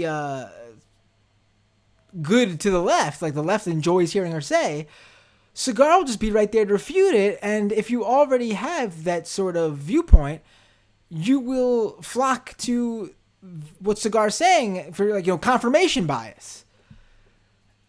That's a terrible show to listen to if you are someone who needs material to convince your center or right-wing family members to join the left or to move to the left. I look at Rising as a show where if you are leftist and you listen to it, you'll take what you want out of what Crystal Ball says. And if you are a right-winger and listening to it, you'll take what you want out of what Cigar says. And honestly, that show is so niche to me that I honestly believe that the majority of the audience is either a full-bore leftist or a full-bore right-winger. I find it very hard to believe that there's that many down-the-middle people or people who can be convinced to go one way or the other who watch Rising. It's so niche to me. It's so, like, YouTube political bubble. Like, we are in a huge bubble, guys. Like, I don't think you realize it. Like, the Twitter media, political media bubble, the YouTube news, independent media bubble. Like, we are a teeny tiny minority. I mean, yeah, we're in the millions altogether, both left and right, but overall, teeny tiny. Like, we are not even, a blip on most people's radar. I mean, even when you consider some of the biggest YouTubers, like, there'll be just normal people who don't even pay attention to YouTube at all who would be surprised to even hear there was a guy named PewDiePie with his 100+ million subscribers. Like, the online world really is a bubble. And then when you get even more niche with political media, we are small. We're small. I mean, Chapo Trap House, one of the biggest podcasts on the left, the biggest Patreon on the internet. You go on the street and ask your everyday American citizen, you know what Chapo Trap House is? I don't even want to say 99% because it's probably more than that. Will say to you, what? Who? What's that? But yeah, if you're talking about showing Rising to a family member or a friend to try to sell them on your position, you're putting on the wrong show. It is a show meant to basically rile up the online political fandoms. Really, that's what it sort of seems like to me.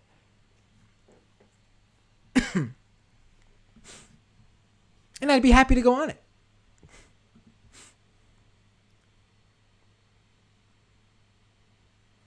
Eddie says, I feel like I saw Matt Binder at an Against Me show in 2004. You probably did. Was that at ABC No Rio? That was probably even before 2004 when I saw Against Me there, thinking about it. If you were at an Against Me show in New York City, you probably have seen me.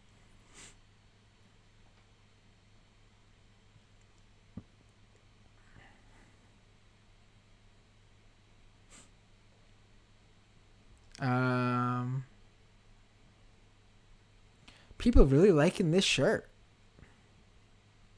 Yeah, Leftover Crack is a great band. And all their little side bands, and yeah, it's all probably my all-around favorite, Leftover Crack, Choking Victim, Morning Glory, Crack Rock Steady 7, Star Fucking Hipsters.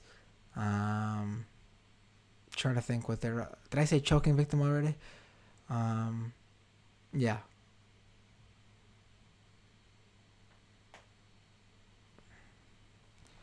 Matt says, have your right-wing family listen to Minion Death Cult instead. I've been meaning to reach out to Minion Death Cult. I have to get in touch with them.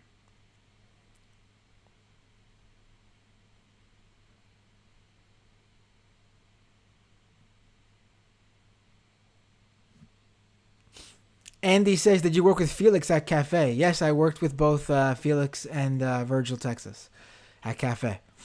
That is before Chapo.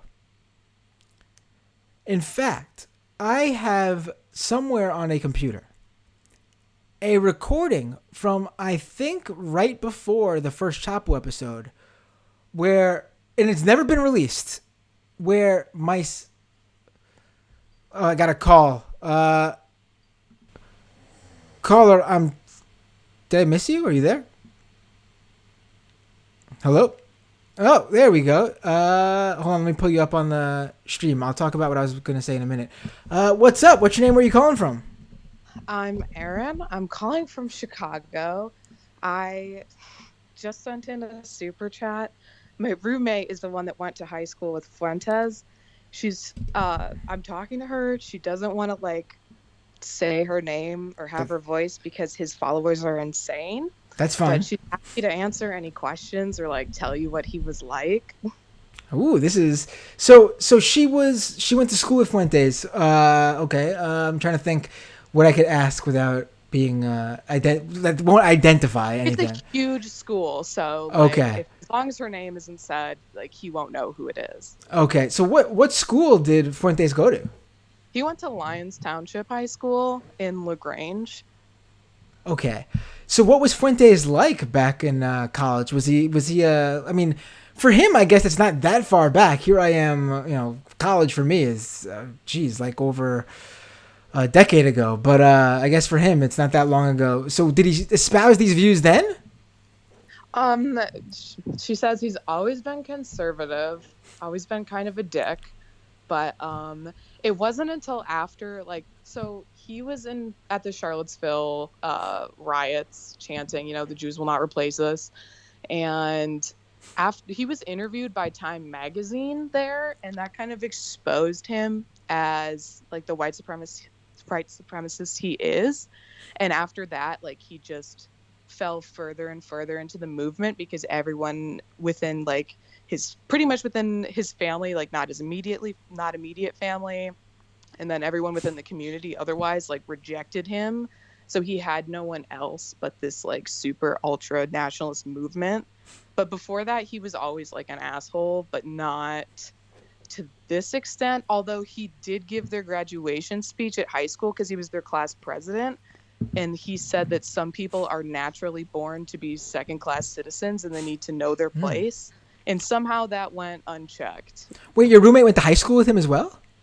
She went to high school with him. She didn't go to college with him. Okay. Okay. Yeah. Oh, this is even more interesting now because this is young Nick Fuentes, not Nick Fuentes like just a couple of years ago. Oh no, yeah, they've gone to school together like since kindergarten onwards. So how is Nick Fuentes in kindergarten? What was young Nick Fuentes? Is this something that comes from his parents? Like, is this something that he's been like this growing up because it's been instilled in him, or is this something like that he discovered on his own and became like this? His family is conservative. He actually, okay, fun fact, although he's super misogynist, he has a twin sister, and she's a progressive, if not a socialist. So I don't know how, like, she ignores like the fact that he exists at this point, but I don't know how he ever held these beliefs while growing up with, oh, literally with a twin sister. But he's always been conservative. His family's conservative, raised in a Catholic household. Like, this community is that he grew up in, it's wealthier.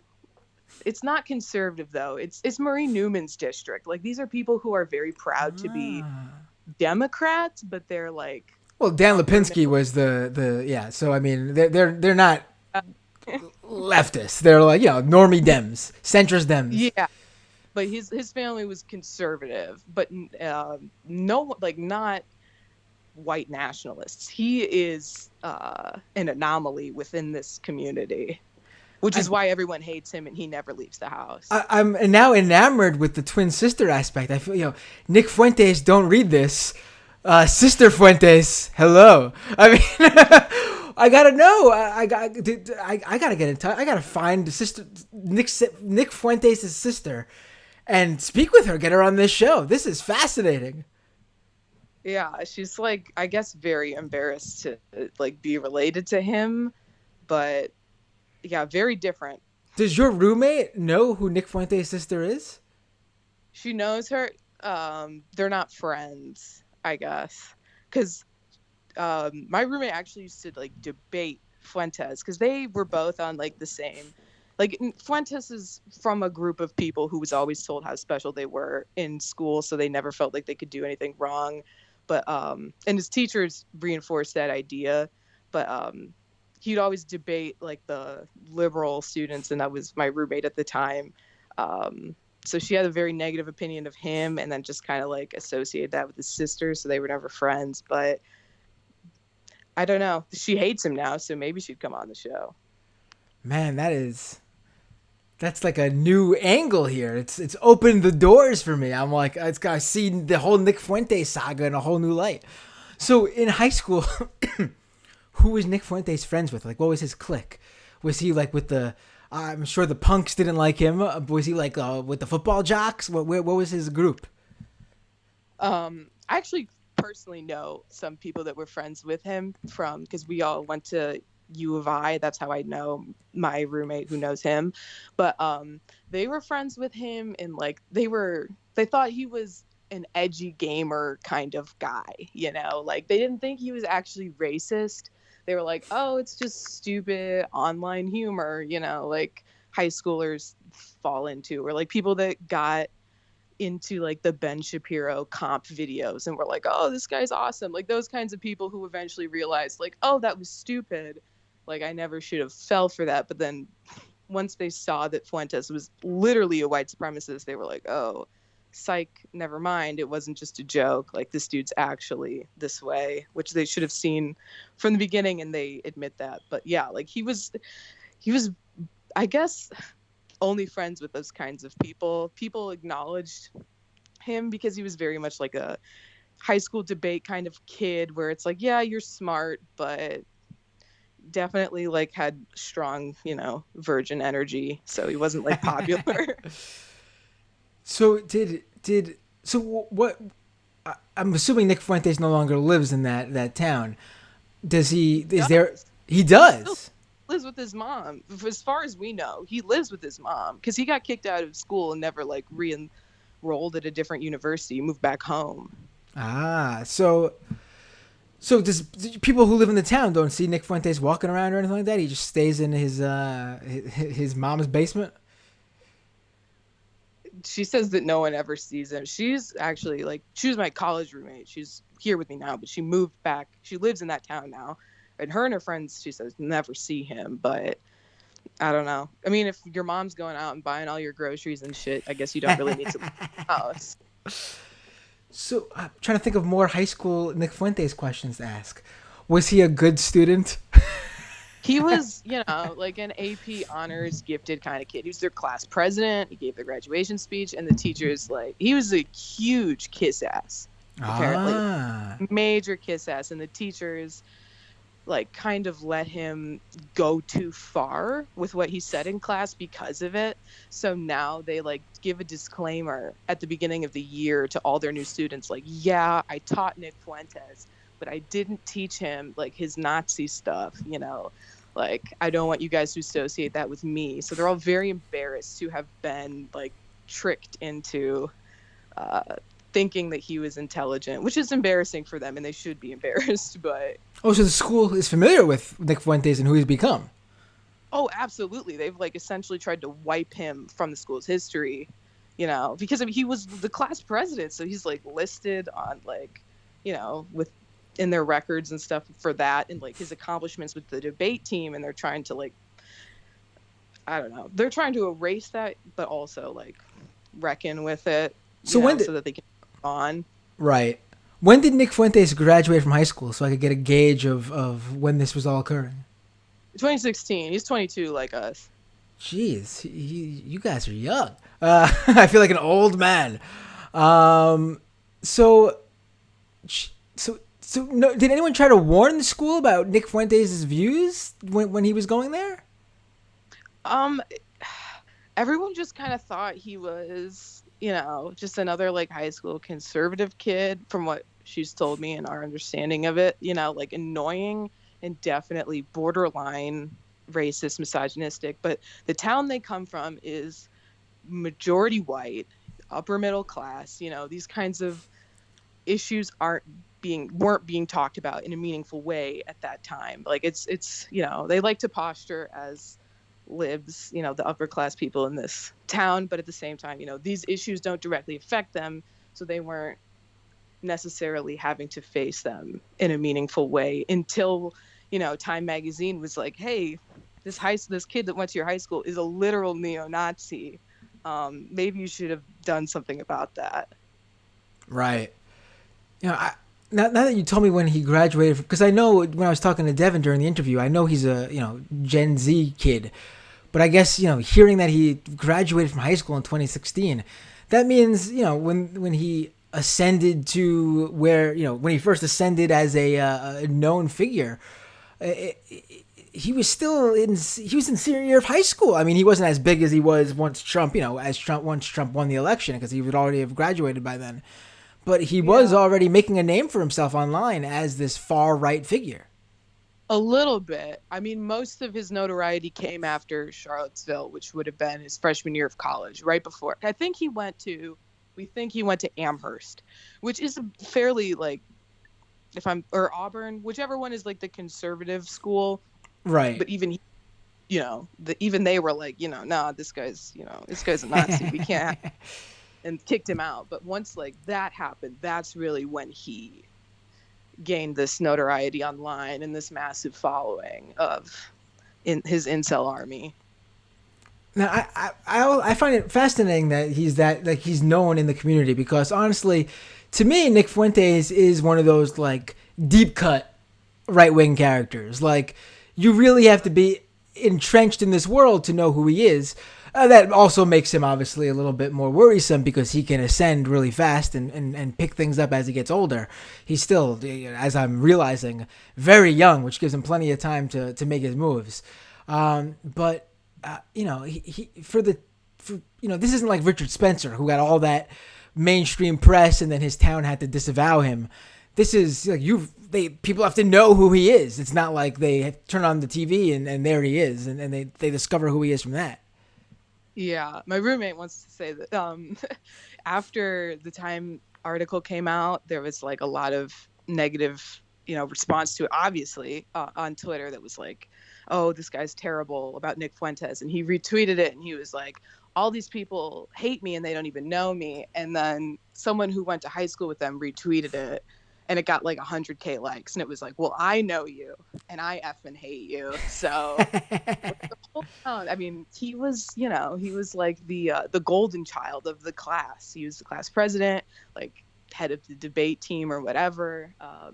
So he was already like kind of infamous within the community, and everyone knew he was more right wing. My roommate's mom was actually, after he gave his racist graduation speech, she like smacked other people in the back of the head and was like, "Why are you clapping for this? This is racist. Did you not hear what he just said?"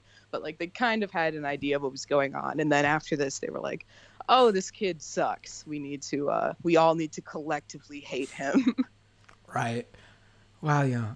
I'm trying to. What else could I ask here? So, all right. So Nick Fuentes in high school, did he have any girlfriends?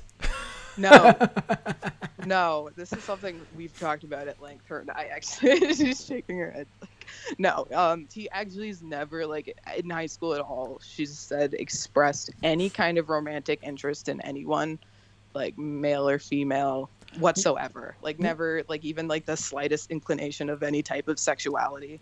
Was he one of those, like, I mean, obviously because he's a white supremacist, like the anti-feminist, but before he was more openly white supremacist, when he was growing up as a conservative, did he espouse like views that made it clear where this was all headed? Because for me, from my understanding, a lot of this has, a lot of the right movement has come out of like the men's rights activism of the early 2000s and late 2000s, early 2010s, and the men going their own way and all that sort of like anti-feminist, anti-social justice warrior rhetoric. I mean, obviously there were white supremacists before all that, but the new breed of white nationalists and fascists and racists seem to have gotten their start in those worlds. Was Nick Fuentes one of those guys? Okay, yeah. First of all, men's rights is nothing. Yeah, but he was always misogynistic. My roommate was saying like he was like misogynistic towards her specifically in class. Like if they were debated, because they were both on the AP track, they had a lot of classes together, and so like if he was started to espouse something and like she tried to challenge him, like just directly like made misogynistic comments towards her, which once again went unchallenged by the teachers because he was such a kiss ass that they let him get away with way too much. Right. Oh, this has been fascinating. Thank you so much for calling. This is, I mean, Yeah, absolutely. I feel like we could do a whole episode maybe if I had some time to actually sit down and think up some questions about what I would like to know about the upbringing of a white nationalist as they ascend to their well-known, their perch on the right-wing personality tree of, it's just Nick Fuentes is he's sort of like we talked about earlier. He's sort of stalled with the pandemic, ruining his whole strategy of interrupting conservative speeches at college campuses. But I think we'll be seeing him more as soon as these college campus events become active once again.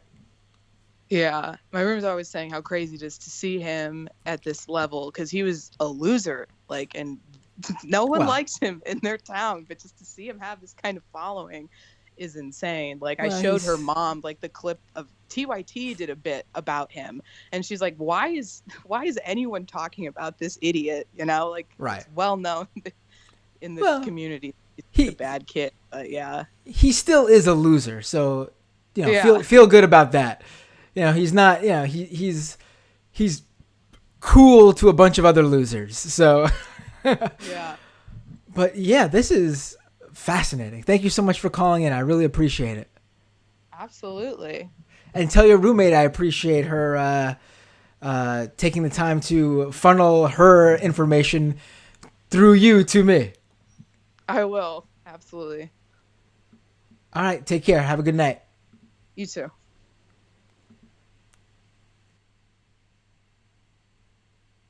All right. I think that is just.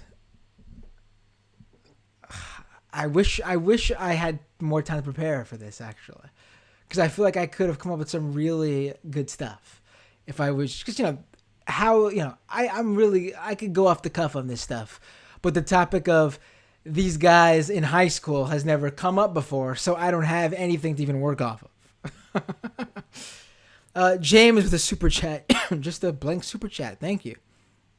Appreciate that.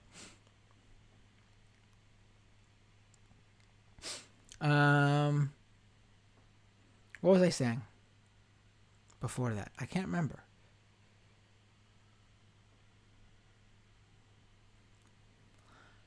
What was I talking about right before the call? Oh, well. If anyone remembers, I'll get back to it. Going through the chat now to see where we left off here. Let's see. Give me a second. Oh, right. So I worked with Felix and Virgil from Chapo at Cafe. And before there was a Chapo. And then we did a podcast episode. And this was a pretty all-star lineup, and it was never released. It was Felix. I think it was Virgil as well. But it was definitely Felix. Matt Brunig. Carl Bagier of Twitter fame. Michael Brooks. And myself. I can't recall if there's anyone else on that call. But we did a podcast. 2016. I want to say April or May. Maybe even earlier. Maybe March. And it was never released. Because it was the same time that... It was literally the day after Matt Brunig got fired from his job. Because of his fight with Neera Tanden of CAP. And it was just, we just never released it because it was it was a weird time for him, and we were planning on releasing it, and we just held off on it, and we just never released it. I have that somewhere on a computer. It would probably be an interesting peek into what we were all talking about in the midst of the 2016 primary. Man, that is a throwback. Now that I'm thinking about. Oh my God.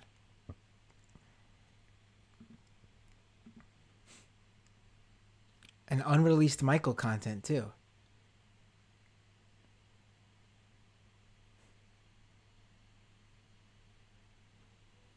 Gary asks, is this all straight edge music? Oh, Leftover Crack is the furthest thing from a straight edge band.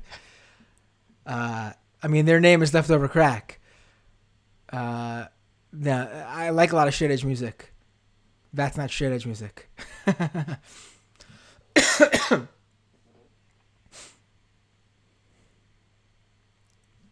Matt says Felix isn't a fascist. He's just a gamer. No. I'm not even gonna listen. The Chapo guys are not. I know Grimm is. No, the Chapo guys are not fascist, or fash friendly, or fash lenient. No. You can disagree with them on things. Those guys are. I don't even know how you get that from the podcast. No. Felix and Virgil, I mean, I'm acquaintances with them, and they are good guys. And I'm not just saying that because I'm acquaintances with them. It's because of the political talks and discussion I've had with them. Will and Matt, I don't know them personally, but I also understand them to be good guys. I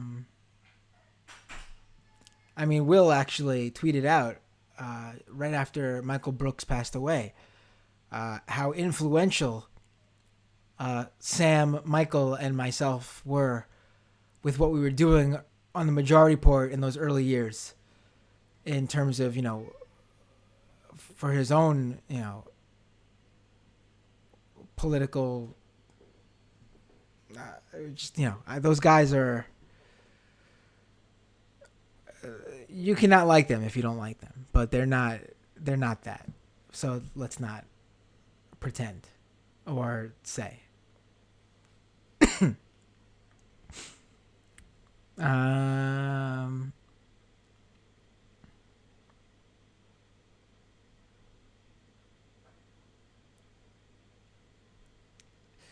RM with a super chat. Do you think Fuentes is mad because he looks like a little boy but sounds like a 55-year-old heavy dad? I mean, listen, a lot of these guys are very unhappy with themselves. That's for sure. So, I mean, it wouldn't be surprising if there was some deep-rooted self-worth, self-conscious issues going on there. Five system error says, we want to see Nick Femtes. That's a good one. I like that.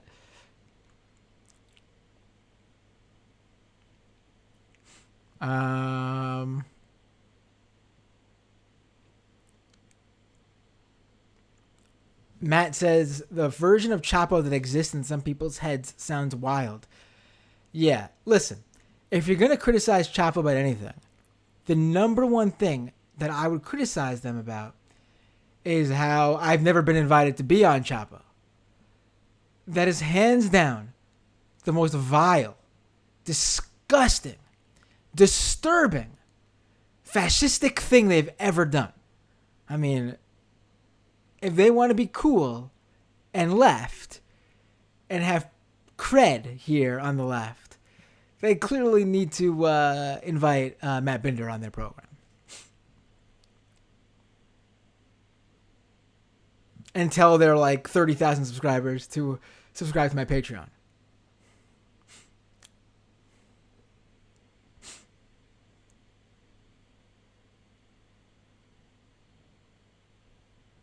Kennedy says just popping in to say Chapo is good. Right. They are good. And they'd be great if I was invited on Chapo.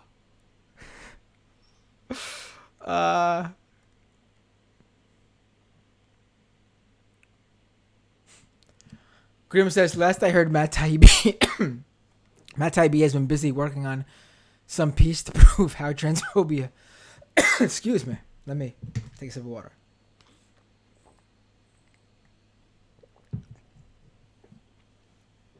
Matt Taibbi has been busy working on some piece to prove how transphobia is scientifically justifiable. Listen, I don't know what's going on with Matt Taibbi. Matt Taibbi's not Chapo. Matt Taibbi's been on the Majority Report numerous times. Matt Taibbi was the guest on the first ever live Majority Report. I don't know what's going on with Taibbi. He's done some great work. I don't know why he's so focused on these things he's been focused on. It is disappointing, to say the least. To be honest, you know, I've heard a lot of criticism about Glenn Greenwald. Glenn Greenwald has... I agree, there's been some areas Glenn Greenwald is focused on that it's like, Glenn, I respect you so much. What are you doing here? But he still maintained his main issues. He still maintained talking about the things that got him to where he is. He didn't lose sight of that, even though I wish he would focus less on that other stuff. But Taibbi, for someone who was so focused on, you know, what was it, like vampire capitalism, I think he called it, or you know, vampire squid, whatever it was, that, you know, he was one of the main figures during that early Occupy era who was talking about how venture capitalism was, you know, sucking everything dry. You know, what happened to that Matt Taibbi? You know, if he's completely dropped that stuff. I you know, he's someone who I respect tremendously for the work they put out. But I don't know what's been going on with them lately. Grim says, just like Liz Franzek promoting an essay arguing that transsexuality is just a capitalist delusion. I don't know what's going on there. I don't know what you're talking about for that one. That's something I'm not familiar with, so I can't speak to that.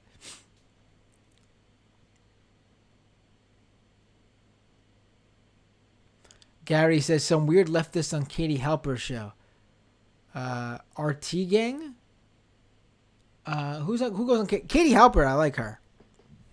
I think she's great. Will I agree with everything that she probably says?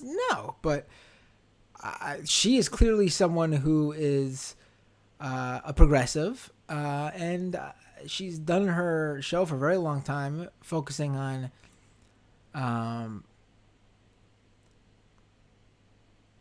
centering and promoting left-wing issues.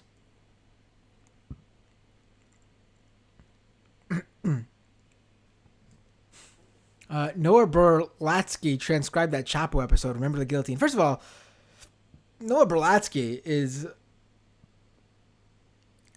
a terrible source because he is a, like,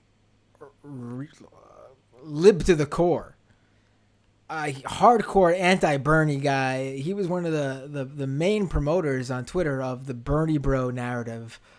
I mean, this guy, I wouldn't go by anything he says.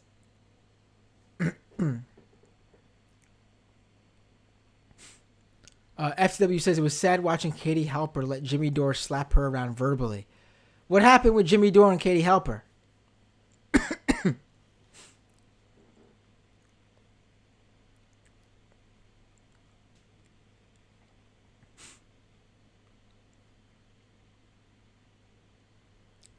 Amy Therese is no fan of Chapo, Grim.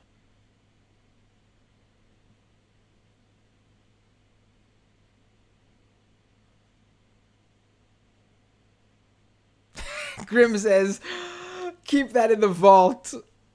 Because I mentioned Matt Brunig. You don't like Matt Brunig either. Grim, who do you like on the left?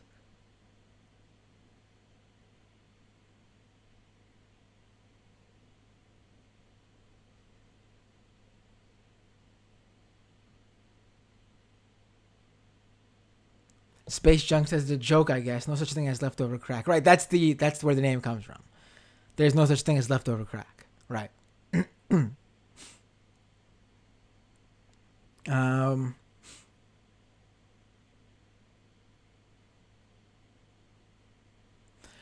Renee with a super chat. Just get on Hassan Abi and quit begging. Who's Hassan Abi? What is going on here? My own audience attacking me because of their feelings on various names on the left. Oh, you talking about Hassan from... Listen, I think Hassan has some good takes and Hassan has some bad takes. There were some... Recently, and I saw some real reactionary takes from these guys. And I don't mean necessarily, far-right white supremacists. But I mean, I don't want to bring this up because there's nothing I want to talk about less right now. But Hassan was one of the guys, and it disappointed me to see him do this because it's a very reactionary take, and clearly that's where he was coming from. He didn't see the goddamn movie.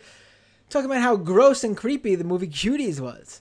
I mean, buddy, it's you're falling for a right-wing moral outrage here.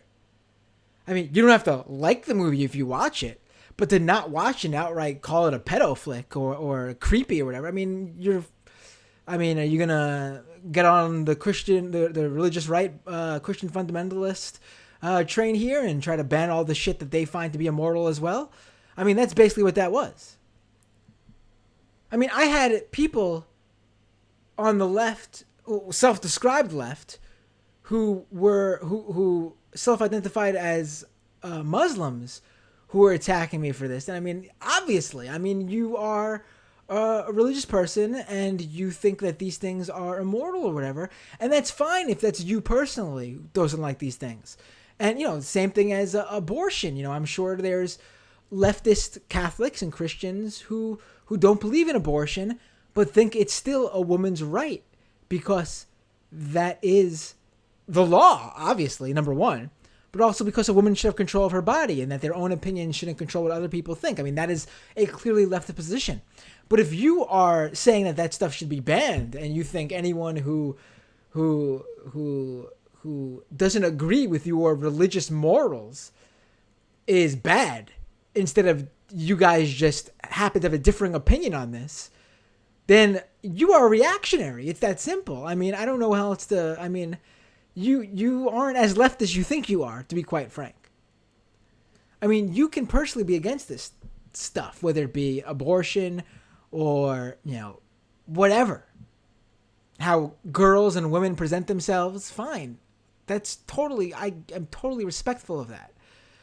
But you cannot control other people based on your own belief system. Sorry, that's what I believe.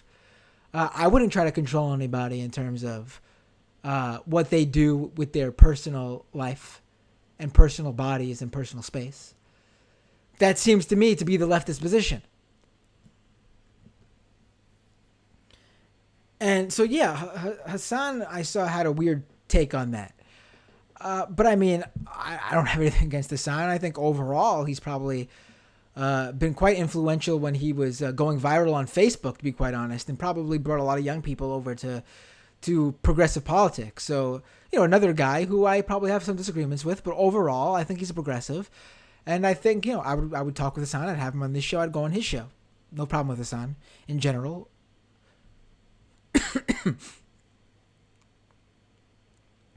Little Video Main says, how do you deal with fools telling you don't drink Coke?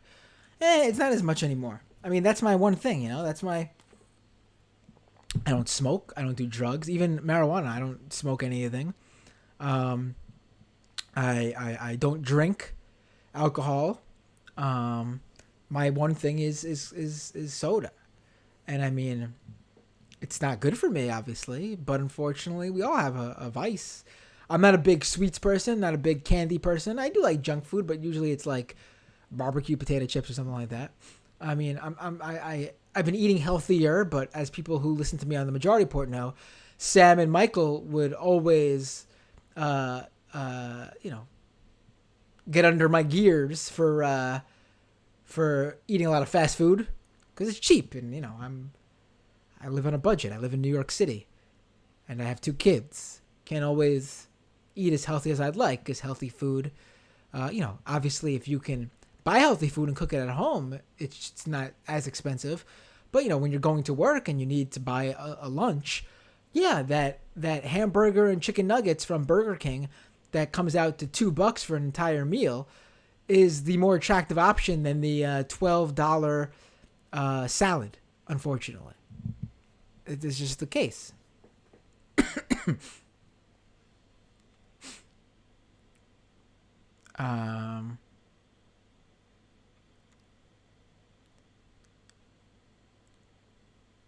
Bria says, transphobia on the left? Gosh, no, never. Sarcasm.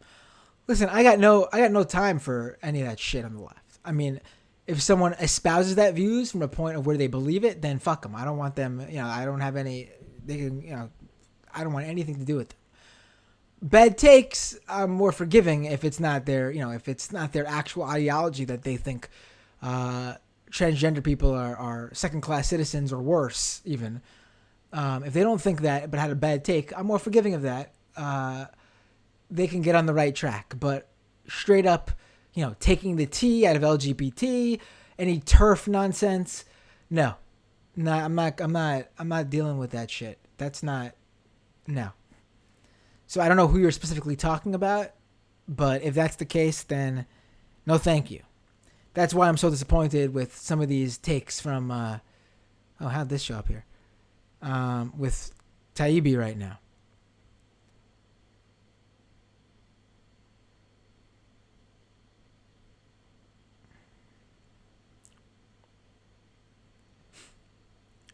Miss Heathen says, Chapo is obnoxious, but I don't bother much.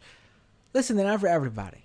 It's, this is something that a lot of people might not know, but usually content creators don't actually end up listening to that much content because they're too busy working on creating it. I don't listen to that many shows, to be quite frank. I've caught a few Chapo episodes whenever I can, but overall, I'm not a listener of any real podcast, to be quite honest with you. I don't even go back and listen to this show. Ryan says the Cuties Defender has logged on.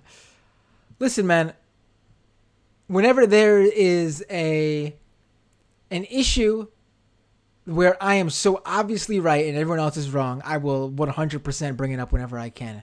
Because I guarantee you, much like Gamergate, and much like Gamergate was, and much like QAnon will be, the Cuties outrage where, frankly, I don't know who else was out there defending it with me.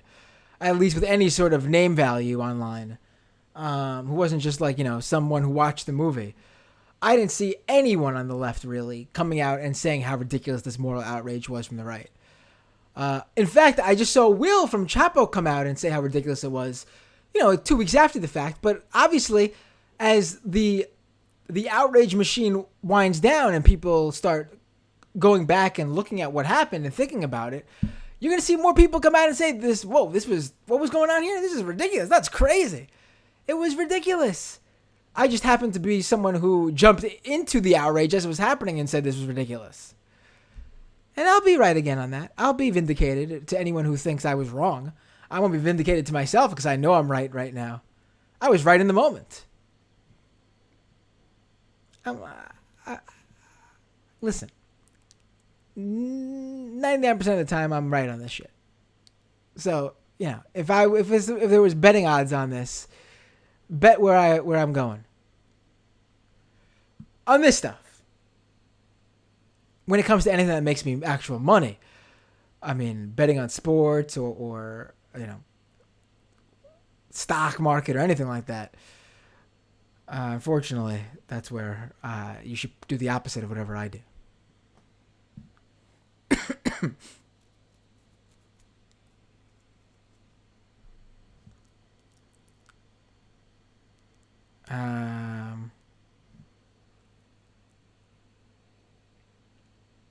Blake says, give Hassan a break. He streams for like 12 hours a day and dipshits clip him out of context to deliberately make him look bad. I doubt he gave cuties a second thought and just reacted once. Right, he tweeted about it. So it wasn't even an out of context clip. It was just his thoughts, a tweet. And I'm not giving him shit for it. I'm just saying it's one area where we disagreed.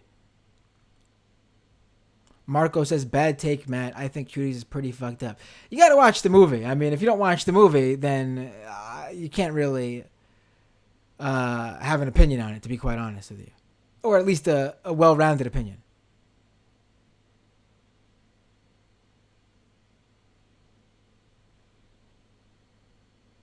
Remember the guillotine says marijuana is not bad for you.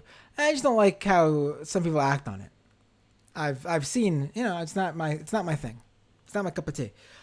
Yet, honestly, if I ran for office, probably one of my main planks would be to legalize marijuana. I just want you guys to understand how I think of these things. What's personal for me does not at all reflect my viewpoint overall. Marijuana should absolutely be legalized. I even agree with you that I think it's probably the safest of the drugs. It is the most natural of the drugs. And I'm talking about alcohol too. The idea that we allow people to drink beer but not legally smoke marijuana is absurd. In fact, if you were going to criminalize, not criminalize, but to make one illegal, it would make more sense to make alcohol illegal. Bring back prohibition. But no, I don't actually, that's me just comparing the two. This stuff should all be legal for adults who can make these choices for themselves. I mean, come on. I am making the choice not to smoke marijuana. You should make the choice. And if you want to, that's totally cool. I'm fine with it. In fact, I think it's a very positive thing in many ways, especially when you hear about all the medicinal purposes for marijuana. If I ever need it medicinally, I would probably break edge because I actually believe in medicine and science. And if a doctor is telling me this will help me with my medical condition, then yeah, I will do it. But I don't need it now. And it's not something I want to do. So I don't do it. But you should have the right to do it. And it should not only be decriminalized, it should be legalized. You should be able to safely purchase marijuana. You should be able to know what you're purchasing.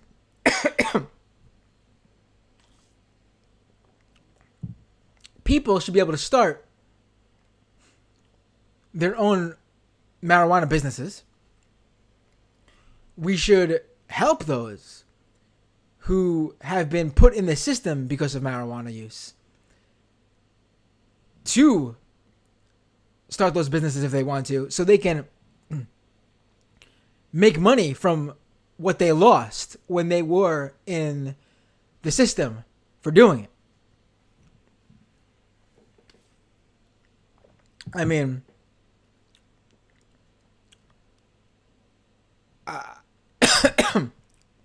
That's my opinion.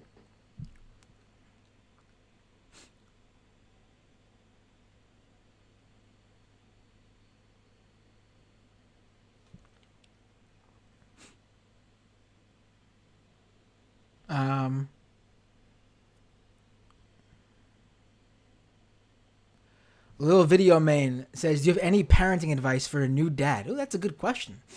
I should do a parenting, like, leftist punk rock show or something. This is... How old's your kid? I mean, I guess if you're a new dad... I mean, to me, a new dad is a range. But if you're a brand new dad, then enjoy it right now. They grow up fast, man. I have a 5-year-old and a 1-year-old. It's gone by so fast. Talk with them a lot. Interact with them a lot. I'm not a fan of the baby voice stuff, but also don't talk to them like an adult. You know, talk to them as if you are a person talking to a 1-year-old or a 2-year-old or 3-year-old. You know, don't baby them, but also treat them their age. I'm the same way with pets, too. You know, I hate seeing people treat pets as if they're human children. And I am an absolute animal lover. You got to treat them as what they are because that's what's best for them. You don't treat them like shit. You treat your dog like a dog. You love them. And the best way you love them is by treating them like what they are so they can get what they need. I consider parenting the same way. Treat them with respect, but also, you know, you have to make decisions for them too, because, you know, with my son right now, my 5-year-old, he wants to play video games.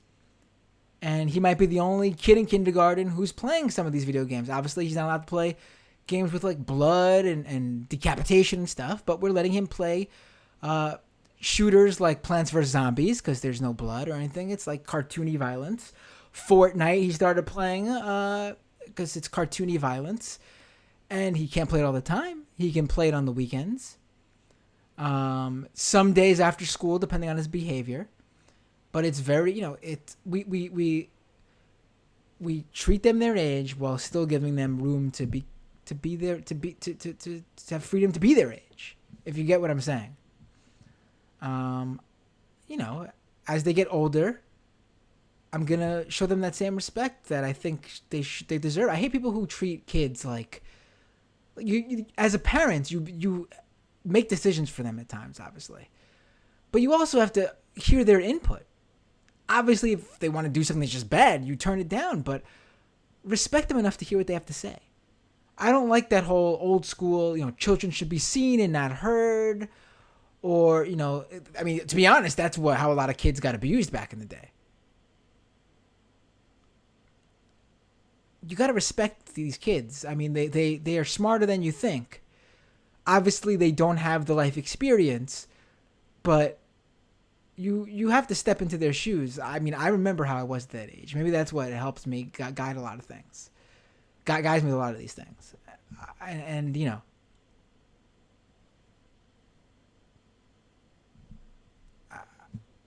again, the 5-year-old, we're starting to deal with that type of stuff. With the 1-year-old, man, just enjoy how they're acting. You know, have fun with them. Goes by fast.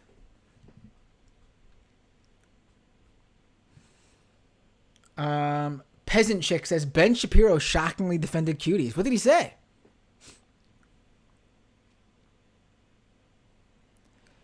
Sep Evans says, I'm a woman and mother. You are right about cuties. Listen, I think people are just... people didn't watch the fucking movie. They watched weird, out-of-context clips, which to me is way weirder. Like, you have a problem with the dancing scenes, so you take screenshots of them and spread the clips around. And that, to me, is the weird shit. I will never watch those clips out of context. The whole movie is the point. And if you're not watching the whole movie, then you're the weirdo for just watching those clips of the kids dancing. Which, honestly, in an hour-and-a-half movie, all the dancing scenes put together is probably about 10 minutes, if even that. Because that's not the whole movie. There's a purpose and point to the movie. It's a French artsy film, for God's sakes. Like one of those art house movies that you need to actually watch and have some sort of deeper understanding of to actually get. It's not, summer blockbuster, mindless entertainment popcorn flick. Sorry if that's how you're watching it. Maybe that's why you're getting the weird reactions from it. But they're not even watching it for the most part. But the people who are watching it and have problems with it, which I've seen to be a lot fewer and far between, I mean, they're just... And this could go to people who are just watching the clips too. This is how children that age are acting. This is what they're doing. If you don't want to understand what's going on so you can help deal with this situation that's, frankly, children getting in over their head and doing things they shouldn't be doing at that age. Like I said, treat these kids with respect, understand where they're coming from, but also make sure they're living how they should live at their age. That's how I'm going to, parent my children. I'm not going to be blind to the fact that my daughter at 12, 13, 14 years old is going to be partaking in things that 12, 13, and 14-year-old girls partake in. I'm going to understand her and then try to guide her in a way that hopefully means she acts her age. And I think she will respect me more for doing that.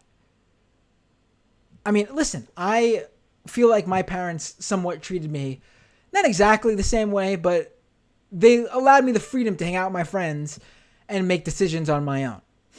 And you have a kid who, I'm not a kid anymore, but when I was a kid, you have a kid who never smoked cigarettes, never did drugs, never smoked alcohol, was the one who was the designated driver for all his friends, who had more strict parents and who were getting high and getting drunk every weekend. I mean, I'm coming from an area where I've seen what works, and I think that's the way I'm going to parent my kids.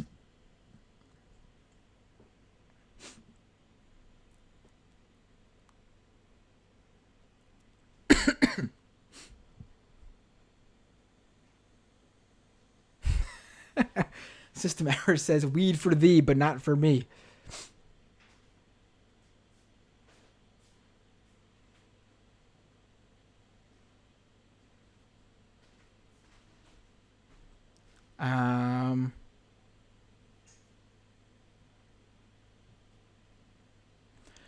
All right, folks, I think that's it for the show. I'm quickly running through the comments here to see if there's any last minute points that are worthy of I think I got all the super chats.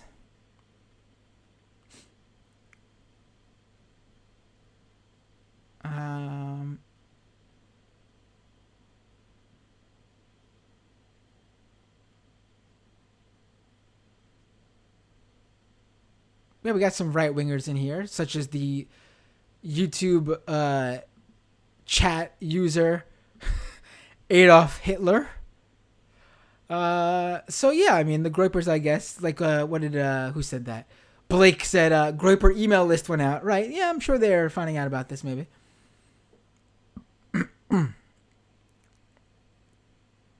Little Video Main says Fall Guys is a good game for kids. Yes, my son's been watching. My son watches. We found one YouTuber who is family friendly in every video, it seems like, and my son's become a big fan of his. Zach Scott Games. So my son is allowed to watch Zach Scott Games videos on YouTube. He's a fairly big YouTuber. I think he's got like 2 million subscribers, I should say. And he's been watching a lot of the Fall Games videos that Zach Scott's put out. It's a good game, but unfortunately we don't have a PlayStation or PC. We have an Xbox One that we got for super cheap during the pandemic, like the one without the disc drive. It was like honestly on sale on eBay from like one outlet for like $120 or something like that. And it came with like Fortnite V-Bucks and 2 other game downloads. I can't remember which. It was like a ridiculous deal. And I was like, my son's going to be home going crazy, I gotta let him do something. And so that's when he started playing video games a lot more.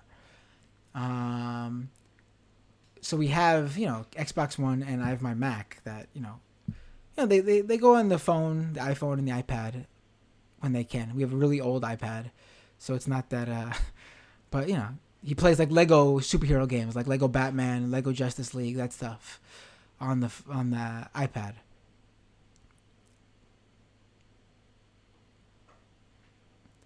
James says, I got my 8-year-old niece Untitled Goose Game. My son's been watching Zach Scott Games videos on Untitled Goose Game as well. That seemed very cool. Maybe I'll get him that one too. Right.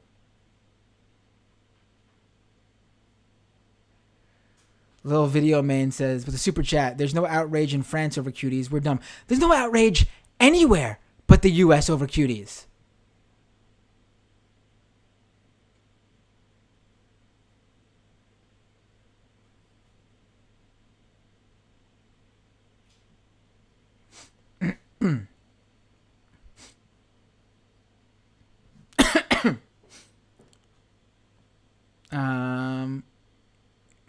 All right, guys. Oh, my dad says thank you, Matt, because he heard my props to him for the parenting over the Well, don't take too much credit. There's I get critical too, pops. All right. No, but well done for the good stuff. My nephews love Minecraft, says RWS. I'm not a big Minecraft person. Bigolemio says, thanks as usual, Matt. Great show. And Rising is still a great show. Yeah, if you're on the left or the right and you can handle Rising, I think Rising is going to be a good show for you. I wouldn't use that show to convince anyone to sway your way, though, because it's you're playing with fire, to be honest. Just like you wouldn't show anyone a debate between a leftist and a right-wing person where, unless it was like a completely one-sided debate. Show Sam Cedar debating Tim Pool if you want to convince someone to be a leftist. Absolutely. But, maybe some other people who don't handle right-wing debates as well as Sam does. I wouldn't probably show your buddy you're trying to get away from the right one of those. Renee says, take your kids to pro wrestling. My son will be going to a pro wrestling show. It was too early when there were shows. Probably like 6 or 7, maybe 8. I'll start taking him, but there's no live pro wrestling right now. Remember the Guillotine says, excellent show, Matt. Thank you. Have a good night, y'all. Yep. Like I told everyone, I've been playing Fortnite like religiously every night because we bought the battle pass with the Marvel characters, and we're trying to help my son level up so we can unlock all these skins. Marco says, appreciate the work, Matt. Keep it up. Thank you, Marco. I appreciate it. All right.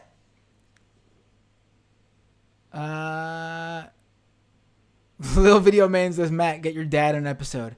Yeah, maybe.